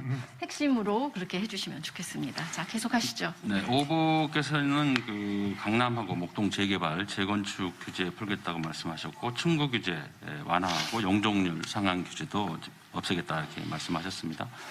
그런데 도시계획 조례를 개정하려면 시의회 협조가 필수적입니다. 알다시피 민주당이 시의회를 사실상 굉장히 좌우하는 그런 상황인데 시의회를 어떻게 설득하고 관찰하실 생각인지가 하나의 질문이고요. 네. 또 하나는 한강변 아파트 규제가 이제 철폐가 되면 그쪽에 부동산 가격이 더 뛸 것이다 이런 우려가 있고 한강변 고층 아파트 숲이 들어서면 바람의 통로를 막는 열섬 현상 그리고 도시 미관을 해친다 그랬는데 한강변 재건축하고 한강 조망권, 경관권을 어떻게 조화롭게 이 문제를 해결할지 두 가지 말씀해 주세요. 예, 정말 좋은 질문 해주셔서 감사합니다. 역순으로 답변드리겠습니다. 한강변에 지금 35층 높이 규제 때문에 성수 전략 정비구역 1, 2, 3, 4구역이 전부 올스톱 된 상태에서 10년이 흐르고 있습니다. 이것도 주택 공급을 가로막고 있는 대표적인 사례인데요. 한번 생각해 보십시오. 50층을 넘어가면 건설업가가 높아집니다. 따라서 50층 정도가 맥시멈인데요. 35층을 예를 들어서 45층이나 48층으로 허가하게 되면 건물이 뚱뚱한 게 가늘어집니다. 슬림해져요. 여러 개 지을 게 개수가 줄어듭니다. 그렇게 해서 오히려 통경축이 생겨나고 조망권이 오히려 보장되는 형태로 건축이 됩니다. 가장 쉽게 비교하려면 잠실의 새로 재건축 아파트 단지를 한번 보십시오. 거기는 과거의 성냥갑 아파트를 연상하는 아주 답답한 모양의 아파트들이 전혀 바람이 통하지 않고 조망이 보장되지 않는 형태로 지어져 있습니다. 그 건너편 성수 지역을 한번 보십시오. 어느 지역이 더 조망권과 통경축이 국민 여러분들, 시민 여러분들이 보시기에 낫다, 더 바람직하다 하는 형태인지를 비교해 보시면 금방 육안으로 비교할 수 있는 사례입니다. 첫 번째, 시의회를 어떻게 설득하겠느냐 하는 질문입니다. 충분히 가능합니다. 왜냐하면 제가 5년 동안 시정을 하면서 가장 지역의 시의원님들이나 구의원님들을 통해서 국회의원님들도 마찬가지고요. 많이 받았던 민원 해결해달라고 그러던 게 우리 동네 용적률 풀어달라, 높이 제한 풀어달라 하는 민원이었습니다. 사실상 정부가 방침으로 재건축 재개발을 눌러놨기 때문에 꼼짝달싹 못하고 국토부가 요청하는 것을 서울시가 수용하는 형태로 그동안에 유지가 되어 왔는데요. 실제로 시의원, 구의원님들의 마음은 다릅니다. 이분들은 매일 동네에서 이 민원으로 정말 샌드위치 신세가 돼 있으신 상태거든요. 따라서 들어가서 협의하겠습니다. 마침 대선도 앞에 있습니다. 저는 민주당이 이 원칙 끝까지 고집 못할 거라고 생각합니다. 왜냐하면 본인들도 지금 주택을 공급해야 된다는 사실을 알아요. 그런데 3기 신도시는 해법이 안 돼요. 왜냐하면 강남의 물량이 부족한데 강북에 집을 지어서 가격을 누른다? 안 됩니다. 서울에 주택이 부족한데 주변에 위성도시를 만들어서 해결한다? 안 됩니다. 지금 이게 제대로 된 해법을 못 찾은 거예요. 더군다나 3기 신도시도 아직도 토지 수용 중입니다. 이거 지어지려면 아직도 몇 년 걸립니다. 어떻게 하겠습니까? 주택 공급하려면 서울에 규제를 풀 수밖에 없고 용적률 규제, 높이 규제 풀어야 시장이 움직입니다. 시장의 힘을 무시했다가 지금 4년 만에 이 정부가 호되게 당하고 있는 것 아닙니까? 왜 지금 반성문 쓰기 시작합니까? 이런 거 하겠다는 뜻으로 저는 보입니다. 그런데 만약에 이거를 선거 끝나고 또 안 하면 그땐 제가 침묵을 지키지 않겠습니다. 시의회가 이거를 방해하고 안 해줘서 못합니다라고 국민께 고하고 동의를 구하고 평가를 받아야죠. 그런데 안 해주겠습니까? 시의회가? 저는 그렇게 생각합니다. 제가 그 재건축 관련한 보충 질의를 하나 하고 싶습니다. 그러니까 한강변 층고 제한 완화라든지 이런 거 관련해 가지고 딴 데 어디 인터뷰하신 내용을 보니까 층고를 높여주되 용적률을 올려주되 그 대지의 상당 부분을 기부 체납을 해서 그 기부 체납된 공간을 녹지 공간, 공공재로서의 녹지 공간 같은 걸 만들어서 하면 세계 이제 윈윈하는 구도를 만들 수 있지 않겠나 이제 그런 구상을 인 것 같던데. 근데 이제 문제는 이게 기부 체납 비율이 너무 과도하면 또 상업성이 떨어지기 때문에 그 재건축 조합들이 응하지 않을 거란 말입니다.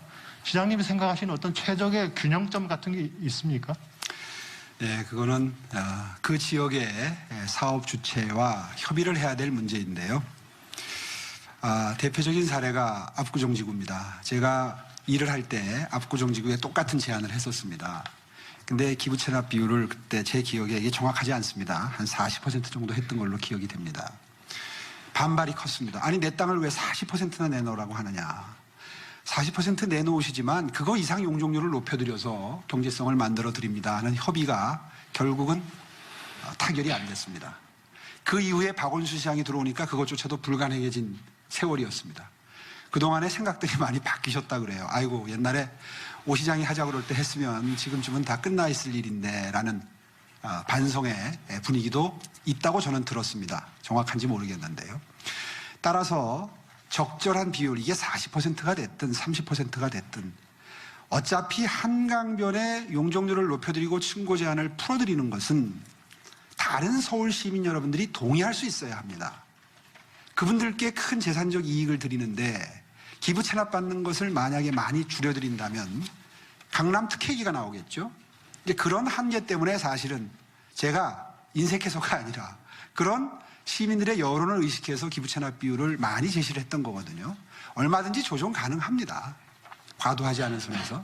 그렇게 해서 협의를 해서 적당한 타협점이 저는 지난 10년 동안의 15년 동안의 경험 때문에 타협점 모색이 가능할 거라고 기대를 하고 있습니다. 예, 다음 주제로 넘어가려고 했는데요. 지금 방청석에서 온 질문 중에서 하나를 하는 게 좋을 것 같습니다. 조금 전에 1가구 1주택의 경우에 뭐 세금을 내리는 문제에 대해서 말씀을 하셨는데 1가구 1주택에 세금 폭탄을 통과하려면 뭐 집을 팔거나 은행 대출을 받아야 하는 경우가 있다. 그래서 은행 융자는 소득이 없는 은퇴자의 경우에 아주 어려운데 예를 들어서 이런 분들을 위해서 무슨 저금리 특별 융자 지원 제도 같은 것을 만들 계획은 없는가 하는 질문이 들어왔습니다. 네, 그것도 해법이 될 수 있고요. 지금 그 주택을 담보로 해서 노후 자금을 미리 끌어다 쓰시는 제도가 지금 시행이 되고 있지 않습니까? 이게 이제 제한이 좀 있습니다. 얼마 이하의 서민 주택이라야 되고 뭐 이런 조건이 좀 있어요. 그래서 그런 조건을 좀 완화해 드리는 것도 하나의 좋은 방법입니다. 이렇게 쓰나 저렇게 쓰나 어차피 금융이거든요. 미리 은행 돈을 갖다 쓰고 나중에 그 주택을 가지고 사후에 정산하는 시스템이 되는 거죠. 두 가지 형태가 다 가능할 것 같습니다. 예, 이번에는 다음 주제로 넘어가야 될 것 같습니다. 오세훈 후보는 서울시장을 2번 연임하셨고요. 선거 다음 날부터 결재할 수 있는 후보라는 점을 내세우고 있습니다. 그래서 과거 시장 시절에 수행했던 정책의 공과를 한번 짚어보는 것도 이번에 정책 수행 능력을 검증하는 데 의미가 있어 보입니다. 조선일보 김홍수 논설위원부터 그러면 서울시장으로서의 정책 능력 한번 검증해 보도록 하겠습니다. 저는 서울시장 재임하실 때 했던 토건 사업 관련한 질문을 드리고 싶습니다. 한강 르네상스나 서해백길 같은 토건 사업을 하셨는데요. 한강 르네상스 같은 경우 이제 그 세금이 들어가기도 했죠. 2011년 감사원은 그 한강 르네상스 사업에 대해서 경제성이 없다고 결론을 내리고 박원순 전 시장은 이제 서해백길 사업을 중단했습니다. 어떻게 보면 세금을 낭비한 전시 행정이라고 볼 여지가 있어 보입니다. 그래서 시장 재직 시절에 하셨던 토건 사업과 관련해서 지금 시점에 와서 봤을 때 좀 반성되는 점이랄까, 후회되는 점이랄까 그런 점은 없습니까? 글쎄요. 이렇게 말씀드리겠습니다. 서해백길 사업은 사실은 중앙정부의 사업이었죠. 서해에서 배가 한강으로 들어오는 겁니다. 다시 말해서 서울이 항구도시가 되는 거죠. 꿈 같은 현실입니다. 만약에 이게 실현이 된다면 서울의 위상이 완전히 달라지겠죠.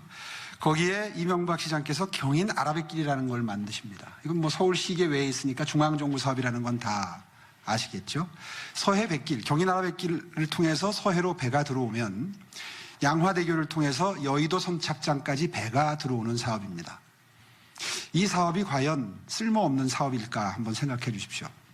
이 정부는, 특히 민주당은 끊임없이 경인 아라뱃길이 경제성이 떨어진다, 이용률이 지금 떨어진다 이렇게 얘기하는데요.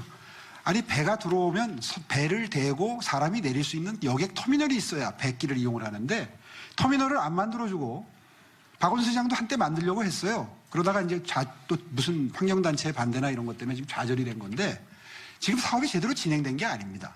그러니까 이게 경제성이 없다라고 하는 지적은 경제성이 없는 게 아니라 경제성을 안 만들고 있는 겁니다. 이 정부가. 그 점을 분명히 할 필요가 있고요. 한강 르네상스는 두 가지 컨셉입니다. 회복과 창조. 회복은 자연성 회복입니다. 제가 한강 르네상스를 시행하기 전에 서울의 모습을 기억하실 겁니다. 지금 한겨울만 빼고 봄, 여름, 가을 날 좋은 날이면 한강변에 정말 많은 시민들이 행복하게 이용을 하고 계십니다. 잔디밭에 텐트를 치고 젊은이들은 치맥도 하고요. 가족 단위로 돗자리를 펴놓고 하루 종일 누워서 독서도 하고요. 너무너무 행복한 모습을 지금 보고 계시는데 제가 그때 만들 때 환경단체들이 극력 반대했습니다. 손을 대지 말라는 겁니다. 한강을 그 상태 그대로 놔두라는 겁니다. 이게 환경단체의 그 당시에 아주 강경한 입장이었습니다. 제가 환경단체 출신인데 그것 때문에 사이가 몹시 나빠졌습니다. 그런데 한번 지금 이용 현황을 보십시오. 자전거 길과 산책로를 분리하는 사업을 했고요. 군데군데 시민들이 쾌적하게 드실 수 있는 곳, 즐길 수 있는 곳을 집어넣었습니다. 매점이 매우 열악했는데 지금 굉장히 편리해졌고요. 이런 것이 한강 르네상스의 핵심입니다. 과연 이것을 토건사업이라고 매도를 하면서 지금도 비판할 수 있을까요? 지금 아마 20, 30대 젊은이들은 그 한강 르네상스 사업의 연역을 잘 모를 텐데요. 특히 이 사업 이전에 한강의 모습을 모르실 텐데요. 그때는 한강에 가서 이렇게 즐길 수 있는 형태가 아니었습니다. 지금은 자전거 길과 산책로가 분리됐는데도 어깨를 부딪히면서 걸어야 될 정도로 주말이면 좁아졌습니다. 제가 시장이 되면 이거 킥보드길을 하나 더 만들어야 되는 거 아닌가 하는 걸 고려해야 될 정도 상황이 됐거든요. 이걸 지금 지나치게 예산을 많이 써서 실패한 사업이다라고 할 이유는 전혀 없다. 더군다나 여의도지구, 반포지구, 뚝섬지구 그리고 저쪽에 상암 그쪽에 만들어 놓은 이 지역들 거기에 캠핑장과 이 노을공원, 하늘공원 같은 경우에는 정말 대한민국 수도 서울에 이런 천국 같은 공간이 있을까 싶을 정도로 날 좋은 날은 정말 많은 시민들이 즐기고 계십니다. 제가 가장 자부심을 느끼는 공간이기도 하고요. 앞으로 이런 공간을 더 늘릴 필요가 점점 생길 겁니다. 네, 좋은 시설이 많이 늘어났으면 좋겠다는 뜻으로 듣고요. 구혜영 의원 질문이 지금 두 가지가 있는데 어떻게 하나만 하나만 좋을 것 하겠습니다. 같습니다. 그 네. 공약 부동산 공약을 보면 민간 주도의 어떤 재개발 재건축 활성화를 보면서 제가 그 2009년에 발생했던 용산 참사 이 부분이 좀 갑자기 같이 생각났습니다. 이 용산 참사가 주택 공급이라는 목표도 있었지만 어찌됐든 난개발의 시작이었다는 평가도 무시할 수 없을 것 같습니다. 어제 선관위 토론회에서 개발 과정에서는 큰 갈등이 발생한다, 가슴 아픈 사건이다 이렇게 말씀을 하셨는데 용산 참사에 대한 그 오 후보님의 분명한 입장을 좀 듣고 싶고요. 그리고 당시에 그 조합과 피해자들의 문제라면서 유감 표명, 조문 이런 것들이 이루어지지 않았던 걸로 알려져 있는데 서울시 총책임자로서 지금이라도 구체적으로 어떤 부분에 대한 유감인지 좀 입장을 표명하실 생각이 없으신지 묻고 싶습니다. 사실관계를 조금 잘못 기억하고 계시는 부분이 있어서 바로잡고 설명드리겠습니다. 조문을 안 갔다, 당사자들을 만나지 않았다. 이거 사실관계 아닙니다. 조문도 갔었고요. 당사자들도 만났습니다. 그리고 당시에 이름도 기억합니다. 김영걸 나중에 부시장이 되시죠. 그 당시에 이 사업의 총책임자 본부장이셨습니다. 그분이 거의 한 몇 개월 동안 다른 일을 전폐하고 이 일을 해결하기 위해서 뛰어다니셨습니다. 유가족들을 달래고 그리고 보상 문제를 해결하고 하는 것을 중앙정부와 사실은 용산 참사는 모르시는 분들도 계시기 때문에 설명을 드리면 이 재개발 과정에서 그 지역의 임차인들이 중심이 돼서 전철련이라고 시민단체가 가세해서 매우 폭력적인 형태의 저항이 있었습니다. 그때 그 쇠구슬인가요? 돌멩이인가요? 이런 거를 쏘면서 저항을 하는 건물을 점거하고 거기를 경찰이 진입하다가 생겼던 참사입니다. 사실 그래서 이 사고는 과도한 그리고 부주의한 폭력 행위를 진압하기 위한 경찰력 투입으로부터 생겼던 사건입니다. 이걸 사후 처리를 서울시가 맡아서 했던 것이고 보상 문제나 피해자들과의 각종 협의 문제도 서울시가 나서서 해결을 했던 것이라는 본질을 일단 알고 계셔야 될 것 같고요. 어쨌든 제가 조문을 한 것도 사실이고 협의에 나섰던 것도 사실이고, 그리고 그 본부장을 전권을 주어서 그분은 그 일만 해결하도록 해야 돼. 이게 꽤 오래 협의 과정이 오래 걸렸습니다. 그래서 나중에 사실은 공표는 안 했지만 백서를 만들어 놓았습니다. 언젠가는 공개가 되겠지 했는데 그 자료가 협의 과정이 다 소상하게 다 기록이 되어 있는 게 서울시 어느 캐비넷에 들어가 있을 겁니다. 어쨌거나 어제는 짧게 답변하느라고 송구스럽다 이런 말씀만 드렸는데 정말 서울시장으로서 큰 책임감을 느껴야 될 사례라고 생각을 합니다. 아무리 재건축과 재개발이 주택 공급에 꼭 필요한 사업이라도 그 진행 과정에서 이 임차인들의 권익이 최대한 보장되는 형태로 협상이 순조롭게 진행이 됐어야 올바른 바람직한 행정인데, 그렇게 되지 못하고 이렇게 극한 어떤 투쟁과 갈등의 모습으로 나타났던 것은 시장으로서 분명히 책임감을 느껴야 될 대목이라고 저는 생각을 하고요. 그래서 여러 번 이 입장에 대해서 죄송스럽다는 말씀을 드렸던 걸 기억하고 있습니다. 네, 다음 질문으로 넘어가 보죠. 지금 이제 또 시간이 얼마 안 남아서요. 오세훈 후보에 대해서는 또 무상급식에 관한 논란이 계속 있으니까 이 부분에 대해서 김희원 의원이 질문하시겠습니다. 네, 무상급식에 대해서는 몇 차례 입장을 밝히셨습니다. 서울시장을 사퇴한 거에 대해서는 사과를 하셨고, 그러나 선별지원 원칙은 옳았다는 입장을 계속 밝히셨어요. 그런데 저는 그런 그 원칙적인 거를 주장하시는 거에 대해서는 충분히 존중을 해야 한다고 생각합니다만은 10년 전 상황을 보면 사실 서울시 의회와 그 당시 시장님이셨던 오 후보 간의 협의가 상당히 근접해 있었고 1, 2학년부터 그 무상급식을 하자는 그 안을 실행하지 않을 이유가 별로 없었던 것 같은데, 그거를 결국은 당이 만류하는 상황에서도 시장직을 걸고 주민투표를 붙인 것은 결국은 보수 정치인으로서 자기 정치를 한 게 아니냐, 이런 시각이 좀 많습니다.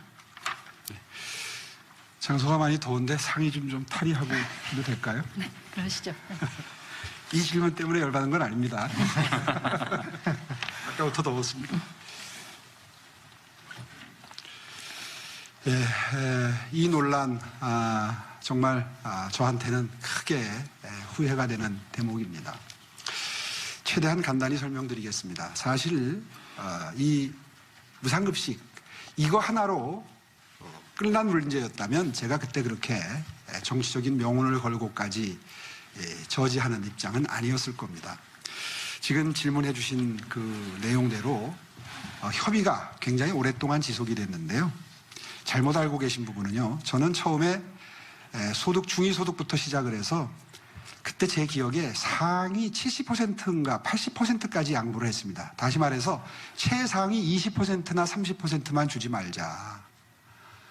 이 돈이 있으면 그 돈은 그 밑에 중위소득 이하 가정의 자제분들 공교육 강화에 쓰자. 학습 기자재 지원, 영어 원어민 교사, 방과후 학습, 공교육만으로도 신분 상승을 꾀할 수 있는 교육 사다리를 놓는 데 씁시다라는 게 제 입장이었습니다. 저 스스로가 공교육의 힘으로 여기까지 온 사람이기 때문에 저는 교육 사다리를 놓는 것이 그 무엇보다도 중요한 공존과 상생의 나라의 가치가 돼야 된다고 생각하는 정치인입니다. 따라서 단순하게 아이들 밥 안 줬다, 이거는 너무 억울한 평가고요. 오히려 진보당 입장에서, 좌파 정당에서, 진보를 원칙으로 하는 정당에서 저 같은 주장을 해야 옳습니다. 그분들은 입만 열면 가난한 사람을 위해서 정치를 한다고 합니다. 우리 당이 부자를 위한 정당이라고 합니다. 거꾸로 되지 않았습니까?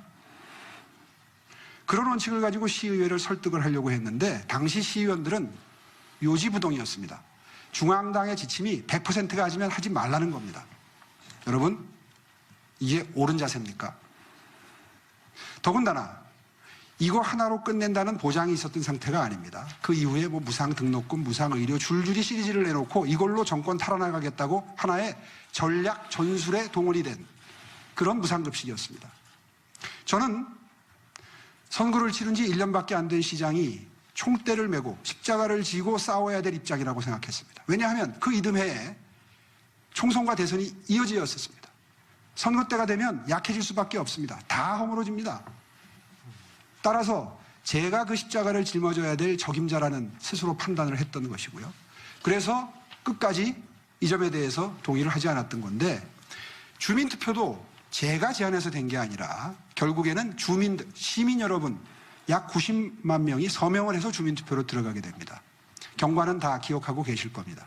그리고 민주당이 지금 굉장히 부끄럽게 기억해야 될 것은 이 주민투표를 나쁜 투표라고 해서 참가 거부 운동을 펼쳤습니다.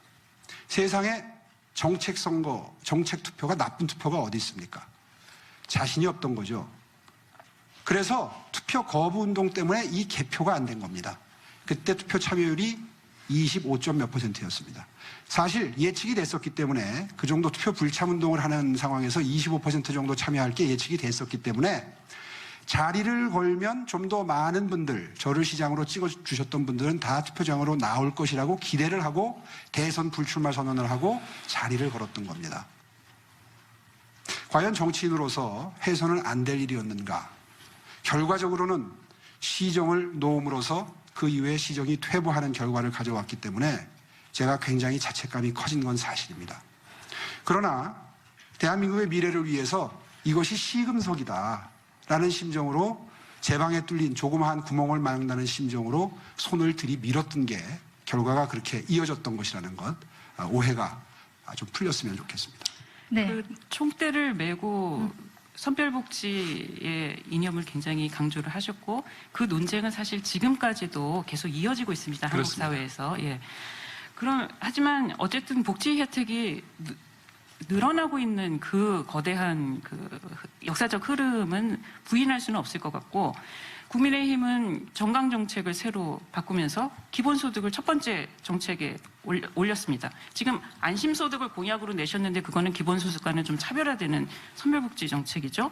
그 국민의힘의 정강 정책에 기본소득이 포함되어 있는 것에 대해서는 어떤 입장이십니까? 기본소득을 광의로 보면 안심소득까지도 포함하는 개념으로 보고 그렇게 정강정책에 집어넣은 걸로 저는 해석을 합니다.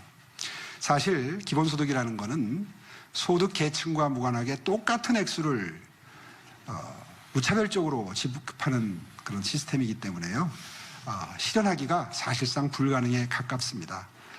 요즘에 코로나 때문에 재난지원금을 줄 때도 지금 정부 여당조차도 피해가 큰 분들에게 더 많이 지원하는 것과 똑같이 나눠주는 것을 병행하지 않습니까? 그럴 정도로 지금은 이제 어느 정도 자리가 잡힌 상태입니다. 사실 여기에 도표까지 준비를 했는데요. 안심소득은 하우상박, 어려운 분들일수록 크게 복지 혜택이 돌아가는 시스템입니다. 저는 바꿀 수만 있다면, 워낙 복지 체계가 복잡하고 지금 굳게 뿌리 내리고 있는 상태이기 때문에 이걸 틀거리를 일시에 바꾸는 건 불가능에 가깝다고 생각을 합니다. 그런데 가능만 하다면 가장 바람직한 건 안심소득 시스템입니다. 기본소득과 안심소득은 비슷한 점이라고는 정부 재정을 많이 투입해서 일률적으로 현금을 나눠준다는 점에서만 같지 그 외에는 공통된 게 별로 없습니다. 이번 선거를 통해서 안심소득이 국민들의 뇌리 속에 어느 정도 자리 잡기를 바랐고요. 그래서 굳이 1년짜리 시장이 3년 동안 시범사업을 하겠다는 공약을 넣었습니다. 이 논쟁이 꾸준히 경기도의 기본소득과 서울시의 안심소득이 꾸준히 국민들께 홍보가 되고 이제 이해가 된다면 아마 국민 여러분들도 어느 시스템이 더 대한민국의 미래를 위해서 도움이 되는 복지 시스템인지 아마 충분히 이해하고 평가를 해주실 거라고 저는 그렇게 예측을 합니다. 자, 이번 선거의 원인에 대해서 한번 얘기해 네, 볼까요? 두 가지 네. 질문을 드려보겠습니다. 이번 보궐선거가 박원순 전 시장의 성비위로 시작됐습니다. 그렇지만 사실 성비 문제는 꼭 여야의 문제라고 볼 수도 없고, 서울시장 권한이 과도하게 비대한 데 비해 견제장치가 없어서 발생했다, 이런 지적의 목소리도 있습니다. 이처럼 과도한 서울시장의 권한의 문제, 어떤 대책을 갖고 있는지 첫 번째 질문이고요.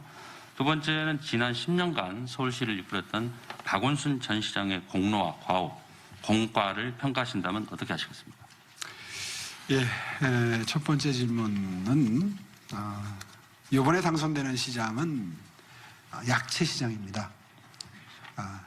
제가 당선되는 걸 전제로 해서 말씀을 드리면 아시다시피 시의회의 90% 이상이 민주당이죠. 시의회 때문에 꼼짝달싹 못하고 아마 교착 상태로 빠지는 일들도 등장을 하게 될 겁니다. 또 25개 구청 중에 24개 구청장님이 민주당 소속이십니다.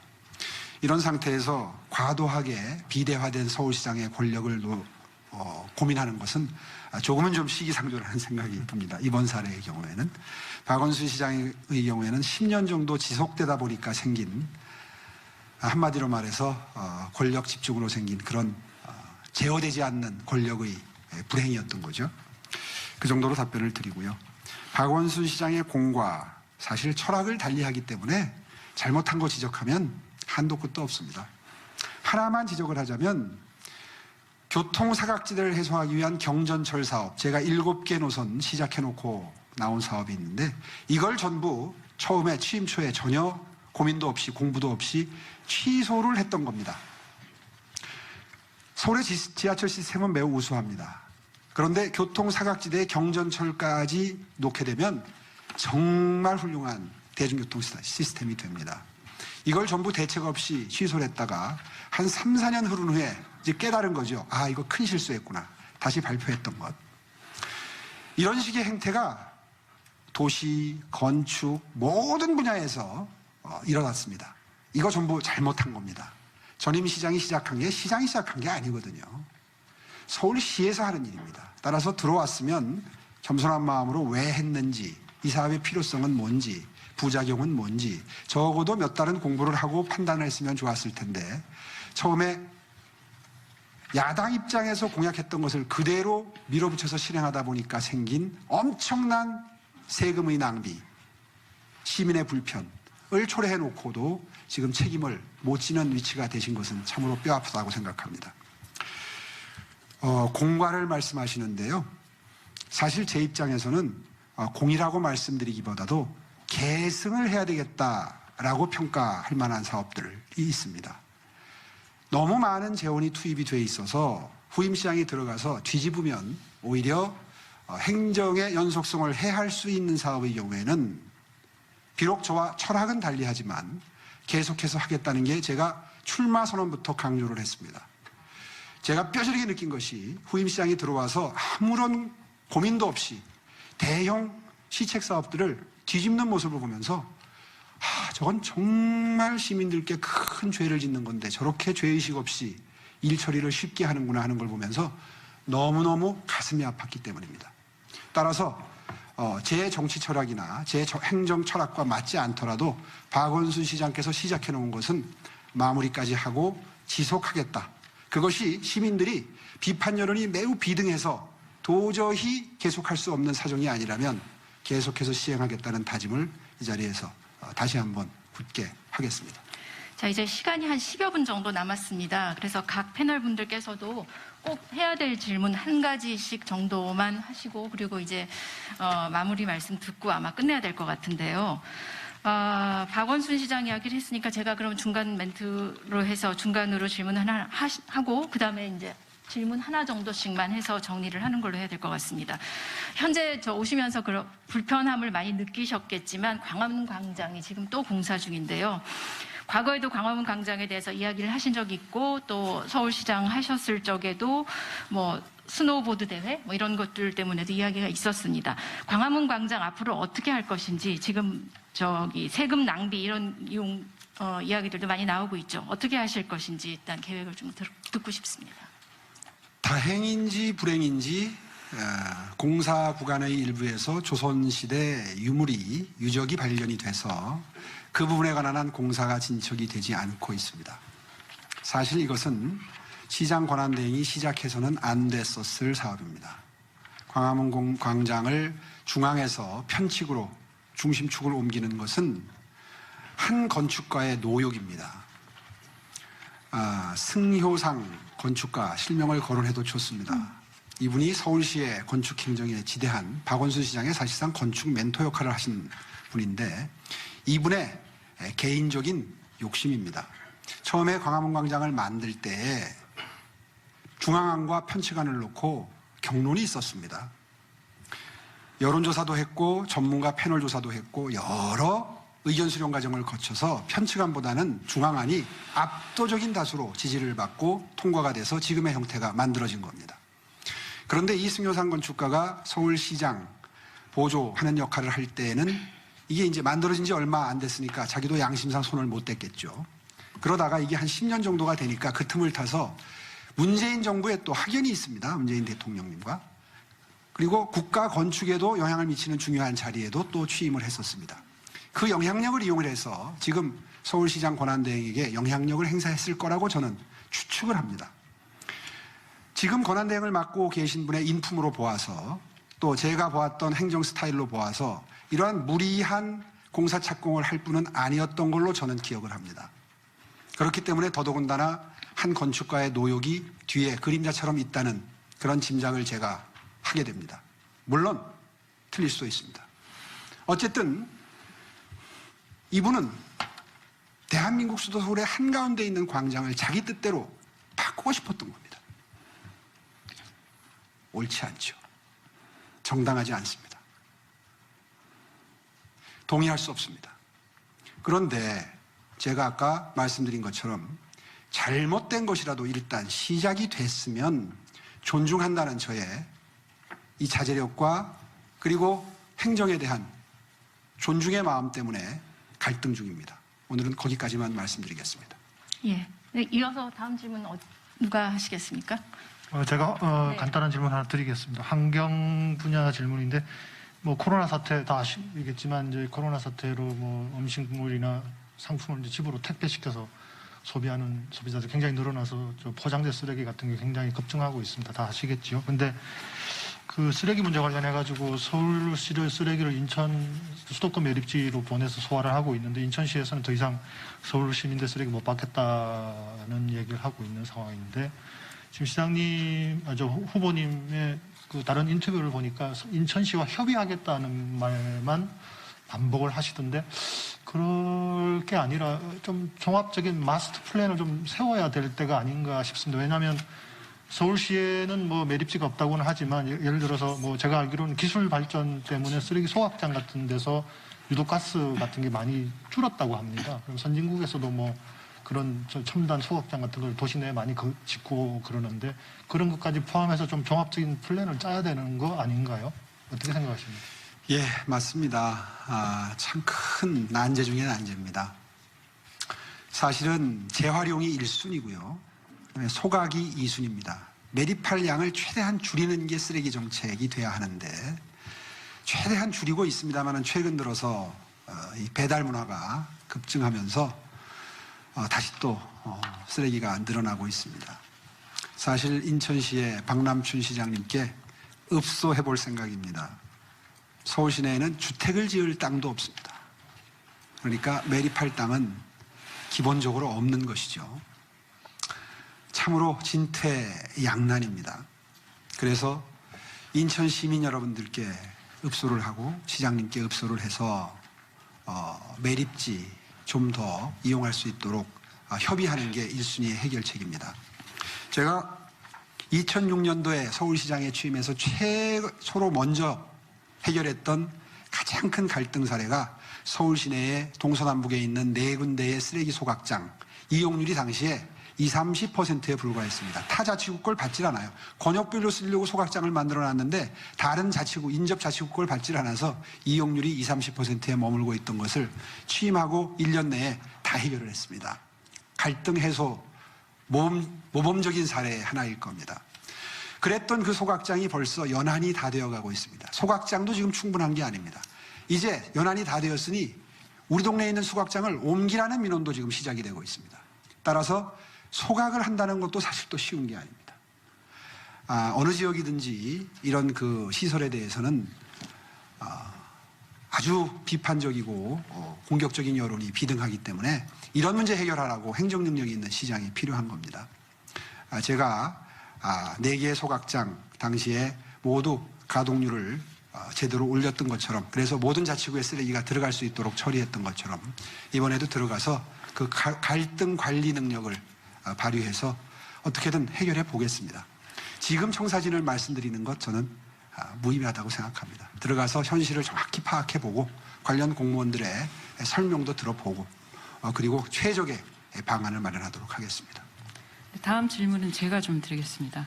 저 단일화 상대였던 안철수 국민의당 대표와 서울시를 공동 운영하겠다라는 계획을 말씀을 하신 적이 있습니다. 근데 이게 어떤 방식으로 되는 건지, 어떤 직책을 맡기는 것인지 그게 좀 궁금해서 구상이 있으시면 좀 말씀을 해주시면 좋고요. 안 대표가 합당이나 입당을 하지 않아도 이게 추진이 되는 건지, 또 나중에 안 대표가 대선에 출마할 경우 협력 관계는 어떻게 되는지도 말씀해 주시면 고맙겠습니다. 예, 한마디로 말해서 무슨 바터를 한 게 아니냐, 거래를 한 게 아니냐, 이제 이런 취지의 질문이신 것 같습니다. 공동 운영은 철학을 같이 하고 정책을 같이 하면 자연스럽게 이루어질 수도 있는 시정 운영 형태입니다. 독일의 연립정부가 매우 성공적입니다. 독일의 통일도 그리고 독일의 라인강의 기적도 연립정부로부터 가능했습니다. 저와 안철수 후보가 만날 때마다 두 손을 굳게 잡고 약속한 게 있습니다. 우리 둘 다 새정치의 대명사였다. 우리가 진짜 이제 새정치를 해야 될 세대가 된 것 같다. 새정치 한번 보여드리자.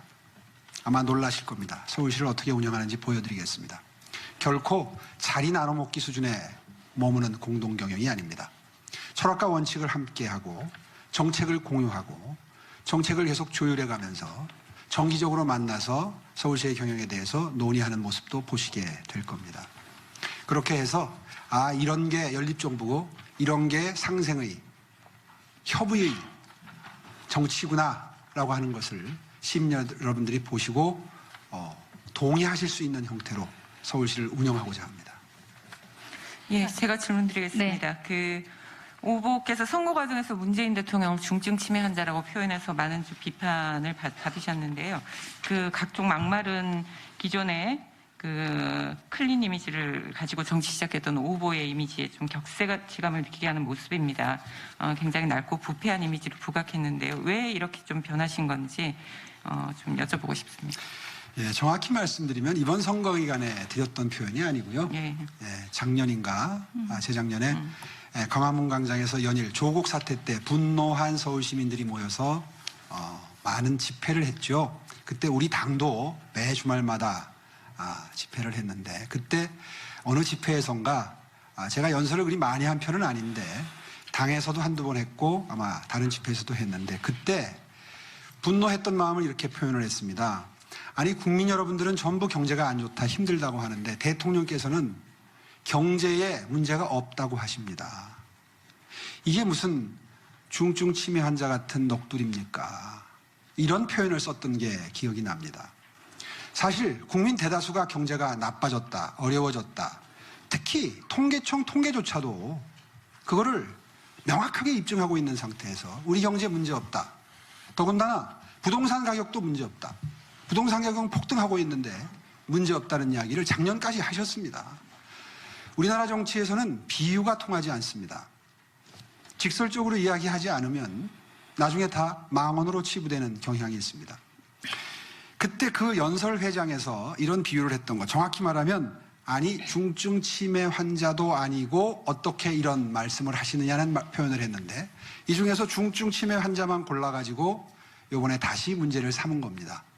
중증 치매 환자도 아니고 라는 표현도 쓸 수 없다면 도대체 어떤 강력한 비유를 할 수가 있겠느냐 하는 취지로 반론을 하니까 또 과한 표현을 썼다 이런 비판을 받았습니다.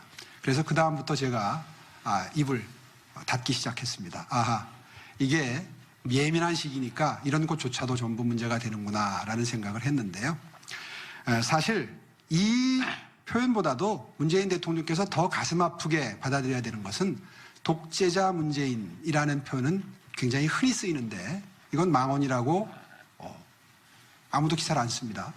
그런데 오히려 독재자 문재인이라는 표현을 더 가슴 아프게 받아들이셔야 됩니다. 야당을 야당으로 인정하지 않고 많은 의석수를 바탕으로 해서 일방적으로 모든 법안과 정책을 밀어붙이고 있는 지금 문재인 정부와 민주당의 행태는 독재적 행태지요. 비유하지 않겠습니다. 국민 감정과 국민들의 평가와 국민들의 상황과 동떨어진 인식을 갖고 있는 대통령을 보면서 정말 가슴이 아프고 그리고 분노한 마음에 나왔던 비유적 표현이었다. 이렇게 설명을 드리겠고요. 이 시간 이후로 그런 표현 쓰지 않겠습니다. 저도 질문을 하나 드리고 싶습니다. 오 후보님의 가장 큰 장점이라고 하면은 시행착오를 많이 겪으셨고 그로 인한 실패 노트를 많이 갖고 있을 거라고 생각을 합니다. 근데 문제는 1년짜리 시장이기 때문에 시간이 매우 없다는 것이 있습니다. 1년이 지난 후에 나는 이것은 했다. 그러니까 내가 제일 중점을 두고 가장 먼저 추진할 정책도 좋고 그런 게 있으시면 말씀해 주세요. 예, 들어가자마자 해야 될 일은 우리 사회에서 어렵고 뭔가 도움이 필요하고 절실한 분들 만나 뵙고 말씀 듣는 겁니다. 사실 제가 가장 후회가 되는 것은 5년 동안 일을 하던 시절에 저는 세계 1등 경쟁력의 도시를 만들겠다는 목표에 미쳐 있었습니다. 지금 여러분이 보고 계시는 서울시의 모든 변화, 바로 그런 목표 덕분에 이루었던 변화들입니다. 물론 업적은 굉장히 많이 쌓을 수 있었지만 그동안 10년 동안 평범한 시민으로 돌아와서 지켜봤던 서울시의 시정은 정말 어려운 사람들을 보듬고 챙기고 그리고 그분들을 위한 행정인가를 계속 반문하게 하는 그런 일상의 연속이었습니다.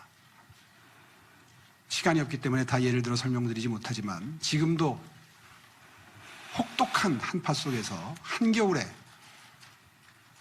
식당과 뒷골목을 밤 11시쯤 걸어보면 그 시간에 구루마를 끌고 폐지를 줍는 할머니들을 어렵지 않게 볼 수 있습니다.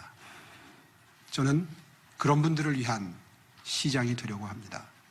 제가 달라질 게 있다면 지난 5년 동안은 머리로 일을 했지만 이제 가슴으로 일을 하려고 합니다. 제가 이런 분들, 어려운 분들, 필요한 분들, 절실한 분들을 업무 시간의 절반을 할애해서 만나겠다라고 하는 약속을 반복적으로 드리고 있는데 선거 기간이니까 이런 이야기를 하는구나라고 생각하는 분들이 아마 대다수이실 겁니다. 지켜봐 주십시오. 시장이 마음을 어떻게 먹느냐에 따라서 그분들에 대한 배려와 돌봄이 달라집니다. 그리고 그분들을 도와드리는 분들에 대한 처우도 달라집니다. 거기에 취임하자마자 모든 에너지와 역량을 투입하겠습니다. 물론 코로나 전장 상황이기 때문에 코로나 피해 업종, 코로나 피해 계층, 코로나 피해를 보신 시민들께 역시 똑같은 그런 돌봄의 배려의 그리고 지원의 행정이 가장 우선시 될 것입니다. 네, 거의 이제 마지막 질문이 될 것 같은데 혹시 추가 질문이 있으신가요? 출마 선언 당시만 해도 별로 지지율이 높지 않았는데요. 최근에는 지지율이 계속 급하게 올라가는 고공행진을 하고 있습니다. 후보 단일화 효과라든지 LH 사태로 인한 반사 이익 덕분이다. 이런 이야기들도 사실 나오고 있는데 과연 진정한 그러니까 여당을 심판하는 표가 아니라 오세훈 후보님 본인의 표로 끌어오기 위한 어떤 보관 같은 게 있어야 될 것 같습니다. 서울시장 후보로서 본인의 어떤 강점, 경쟁력 이런 것들을 마지막으로 아마 정리를 좀 해주시면 될 것 같습니다. 믿으실지 모르지만 저는 지금의 지지율을 믿지 않습니다. 지지율은 며칠 만에라도 변동할 수 있는 게 지지율입니다. 그리고 지금 혹시 저를 지지하는 시민 여러분들이 많으시다면 그것은 지난 한두 달, 두세 달 동안의 저의 행보와 단일화나 LH나 이런 것도 물론 영향을 미쳤겠지만 정치인 오세훈의 정치적 궤적, 지난 10여 년 동안 정치를 일선에서 현장에서 하지 못하던 시절에 제가 걸어왔던 궤적을 유심히 살펴본 그 판단의 결과도 분명히 중요한 한 축을 이루고 있을 것이라고 생각을 합니다. 지난 10년 동안 저는 단 한 번도 시민 여러분들께서 저에게 주셨던 소중한 기회를 통해서 쌓았던 경륜을 낭비하지 않기 위해서, 버려지지 않기 위해서 끊임없이 갈고 닦았습니다. 심지어는 남들이 가지 않는 아프리카와 중남미까지 가서 시정 자문과 그 나라 시청에 자문을 하는 업무입니다. 이런 걸 하면서 또 선진국의 발전된 시스템을 보러 가서 영국 같은 나라에도 가보고 중국 같은 나라에도 가보고 또 국내에 들어와서 4차 산업혁명에 가장 필요한 인재들을 길러내는 융합대학원이죠. 고려대학교 기술경영전문대학원에서 8학기, 9학기를 제가 매 학기마다 정책과 미래라는 주제로 기술지능과 경영지능을 어떻게 융합시키는가를 공부를 했습니다. 책을 냈고요, 강연을 했고요, 유튜브에서 설명을 드렸습니다. 이런 것들이 모두 모이고 쌓인 평가 결과라고 저는 생각을 합니다. 아마 그 높은 지지율은 아마 기대치일 것이라고 생각을 하고요. 기대에 못 미치면 바로 풍선에서 바람 빠지듯이 곤두박질 칠 수도 있는 지지율이라고 저는 생각을 합니다. 특히나 이번 선거는 조직선거가 기승을 부릴 겁니다. 민주당은 관건선거, 금권선거, 흑색선전을 정말 유감없이 총동원하고 있습니다. 이런 상황에서 지금의 지지율이 무슨 의미가 있을까 하는 조심스러운 마음으로 선거에 임하겠습니다. 예, 이제 토론회를 끝낼 시간이 된 것 같습니다. 오랜 시간 다들 고생 많으셨습니다. 오늘 토론회가 유권자들의 선택에 도움이 되셨으면 합니다. 중계팀들도 고생하셨고요. 현장에서 지켜봐 주신 패널분들 그리고 취재해 주신 취재 기자분들 다들 고생하셨습니다. 관훈 토론회 마치겠습니다. 감사합니다. 네, 고맙습니다. 수고하셨습니다. 감사합니다.